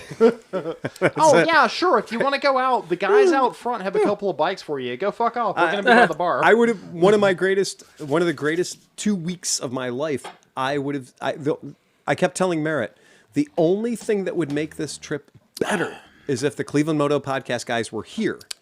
Because we were in a tree house on St. John's in the Virgin Islands. Yeah. We had a Kawasaki KLX 300. We had the world's greatest beaches to snorkel on, right? We had zero fucking agenda. And we had a brief motorcycle ride over the hill, and it's all hills, which is amazing. And everything is a dangerous, deadly switchback, but everybody's driving in the lowest sense of urgency on the planet. So when you have these amazing, impossible roads that are going to make a billy goat puke, but nobody's in a hurry, and everybody's pulling for you. And I loved that when you're like, we'd come around a corner, and I would go to try to follow the road, and I would hurt my neck from looking up so hard. I'd be like, oh, fuck. Well, they weren't fucking around when they built that, were they? And I'm like, well, they built it with something. Yeah. So I'm pretty sure a KLX 300 can go up there, right? And I just look back at Merritt and be like, well, hold on. We had a couple of those in North Carolina on some of the really small little back roads where it's for like, sure. like you go and you have to turn. You're like, I can't make myself do this. These are the Stelvio roads. I was gonna say where Stelvio they grade. tell you if you put your foot down on the bottom, you will fall over because you can't put your foot There's a down. It YouTube won't channel. reach. There's a YouTube channel Yes. that the guy just shows that corner. Yeah, I all love it. fucking day Everybody long. just biting it. He's just an Italian dude sitting there with wine and cheese watching people eat Yeah. shit Talk about a great all job. day long. And he walks up and helps people and gives them a sticker. Yeah. What's the guy on the dragon that does the photos? Killboy. Killboy. And there's Sick Killboy Boy, yeah. of the Stelvio. He walks up to you and he gives you a sticker Yeah. if you eat shit in front of him for his YouTube channel. I- And every thanks for time helping. somebody eats shit in front of him, they're like, "Oh, we love your channel." You know. On the one hand, I think we should like figure out a vacation to like the TT or something. Yeah. But on the other hand, I'm like, no. What we really should do is like an all-inclusive in Cancun and just invite everybody. I want to do the This- TT. You guys, I'm sorry. I didn't get to finish my thing, but like for what we were doing, we set this whole trip up so Merritt and I could go away and be in somewhere hot Yep. during Christmas and be in a tropical place where nobody cares. Right. And we found it. Yeah. It's the least corporate, it's the least commercial, it's the least retail of all the Virgin Islands. It's the one where there are no big resorts. There are none of Didn't that. you find a car show or something? We found a vintage Volkswagen. Oh show. yeah, this was that one. Yeah. It's amazing. Yeah. Like It's that's amazing. awesome. It's just amazing. Yeah. This is And that. every time we went anywhere, it was just more amazing because the pulse or the pace of that place is slow. Yeah. There is slowness involved. I could get down with that. And it's really fun to be able to go like, okay, well, we're going to go to this beach and we're going to go snorkeling. Okay, great. We're going to go over there and have a meal at that place. And then we'll meet you at wherever the fuck you might happen Just to be. because there might be people inquiring, what are the cannabis laws down there? I think it's mandatory. Okay. I'm pretty sure it's mandatory. Hey, Sleepy. Yeah. Sleepy. Have you heard this island called Jamaica? Yeah, but we're not going to Jamaica. I know. That shit's illegal in Jamaica. Right. That's the problem is Yeah. So anyway, be careful. You got to know the rules. Yeah. Right? You're like, oh, Jamaica, weeds everywhere until they can profit from it being illegal. correct. It's Right. If you're the white Until guy, you're smoking it. I Right. really resent. You're not going to arrest those other 96 motherfuckers or the guy who sold it to me? No, but you're going to jail. We know they don't have money. Right. You're on vacation. Right. You can afford this. But I was sitting there the one night we had to make it all the way from our treehouse. We had to make it all the way to the downtown bar. And when I say the downtown bar, it's owned by a guy from Lakewood, Ohio. Okay? So the beach bar in St. John's is a guy from Lakewood, Ohio. Wow. And he did the right thing as he got the fuck out of Dodge 30 years ago. Does Well- Smith know him? I'm sure. I'm Smith sure he knows did. him. Oh, yeah. Yeah, actually. Well, no, 'cause- actually, we got a snorkeling tip from Smith, Oh, yeah. and we took him up on it, and it was So- awesome. So if I hadn't Yeah. accepted your offer, Yeah, my fallback, and this is no shit, St. Thomas. was my brother St. in John. St. Thomas. yeah, he's on St. Thomas. He's right? on St. He's Thomas. on St. Thomas. Yeah, working on yachts. Right. And I'm like, the south side of the well, island. I could Yeah. go to Cleveland and Right. work on scooters and motorcycles, or I can go to St. Thomas and work on yachts. Yeah, St. Thomas is different than St. John. I don't- It's I a don't But different- it's all, yeah. but it's all the that same. area. I don't whole know how idea. you managed to live in New Orleans with your skin, but I don't see that area on the it's Bahamas totally right. being Yeah. really good for you. It's dude. cool. You'd literally My- be Uncle Fester with giant black dresses to keep the Well, sun no, off because you. Sleepy, you got to understand, I was, 60 pounds lighter? Poverty looks different there. I know. Yeah. Poverty looks different And there. It's a it- completely different thing. Like, It's nobody's going to be I like. turned down working in heaven for Yeah. everybody else's sake. You get to see us every week. so Right, what's the that's problem? exactly it. Right, I promise you. We know a lot of people that are there, and we know a lot of people that are expats there. We know people that left out of here 30 years ago and went and started businesses there. Chris Smith is the person who gave me the hot tip for the St. John's snorkeling guys, for the people that you sent us to go find. Right. And we went and found them, and then as a result of them, we found the people at the beach bar from Lakewood, Ohio. We found all these really, really cool people, and they all had one thing in common: is they all escaped the Midwest. Yeah. Okay? Yeah. All of them had escaped the Midwest. Some of them had escaped the Midwest so well and embraced the culture so much, they could not afford to leave there. They were trapped in the Virgin Islands because leaving would have been too expensive. I tell people constantly, I retired to Cleveland. Yeah, For well, the quiet life. I met people down there that were living on boats that could not afford to leave the island. Yep. Whose income was measured in like $30 to $40 per day. Yeah. And that was their operational expenses to cover their slip. And most of it was advanced fucking panhandling. Well, what Jay always tells me is that if they need a mechanic, it's always some guy whose boat has broken down. Exactly. And they work just long enough to be able to fix the boat, and then they fuck off. We met a lot of people like that. Yeah. We met a lot of people that were technically homeless, that were technically unemployed. Yeah. They had a $200,000 boat on a ball. Yeah. They were swimming in. That's the thing, is that it works until it doesn't, and then you have to make money. Right. And that's the whole thing, is you run out of money, but you still have the boat. Yeah. And you just got to work long enough to get enough money to put some diesel in the boat, and to fix the boat and whatever. We met a dude who was legit retired, 65 years old, left like Boston, sailed down the eastern seaboard, got down there, got wrapped up in a couple of big bad storms, kicked the shit out of his amazing, beautiful solo one-person sailboat, and just the storm kicked the shit out of it, and he spent all of his money.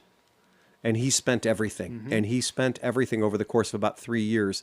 And he was in such financial bad shape. He's a widower and everything else. And nicest guy in the fucking world. But when he sits there and he looks at you square in the eye and he's like, yeah, I was a day trader. I did this. I did that. I did all these things. I'm 74 years old now. Meanwhile, he's cut. He's in great shape. He's physically got it all together. Sharpest guy in the world. He goes, I lived too long. I didn't think I'd outlive my money. Right? I lived too long. Yeah. I put my kids through college. I paid all the bills. Statement. I did everything I could do. I bought a perfect boat. I outfitted it perfectly, and I was going to sail around the world. Well, I made it this far on the map. I made it this far, and I had 2 storms hit me and just knock the shit out of me and my boat twice. So I am financially destitute. So now all I do is fix boats and listen to Margaritaville and get drunk. All day long, he goes from boat to boat to boat to boat, and he goes and he does odd jobs on people's boats, does windows, does teak, does all this. Like I said, scrapes the barnacles off the bottom. My option literally was live here in Iceland, and he's living on $40 a day. Exactly. All right. So that's a different. It's a whole different. It's a different kind of life. Exactly. But, All right, we don't have a license to go any further. What do you call a deaf gynecologist? A lip reader. Hey, that sounds good. All right, next week at Ryan Fortnine, 8 p.m. Come on in. Yeah. Oh, and by the way, participate in the live chat. Yeah. Because we're going to ask your questions of him. But here's the thing. Well, yeah. If you have questions, if they are lame, we are going to ignore them. Oh, yeah, we are. Like, you have to, bring the heat. Bring the fucking questions, yeah, bring man. the heat. If you're like, blah, blah, blah, and you can find the same question on the internet answered 37 times, I might kick you out of the chat for not If you ask what's your favorite motorcycle, I'm probably going to kick you out of the chat. Yeah. Right? You got to come with a better A game than that. Yeah. You can't, right. That is not how it's going to work, right? So do we have time to do Christmas?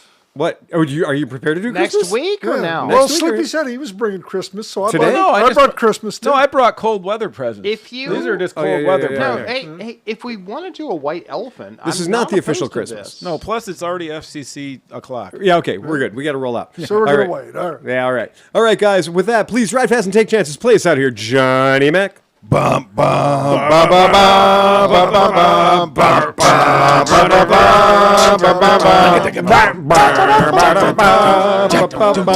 Eject, eject, eject, hit the red button, get us out of here, sleep.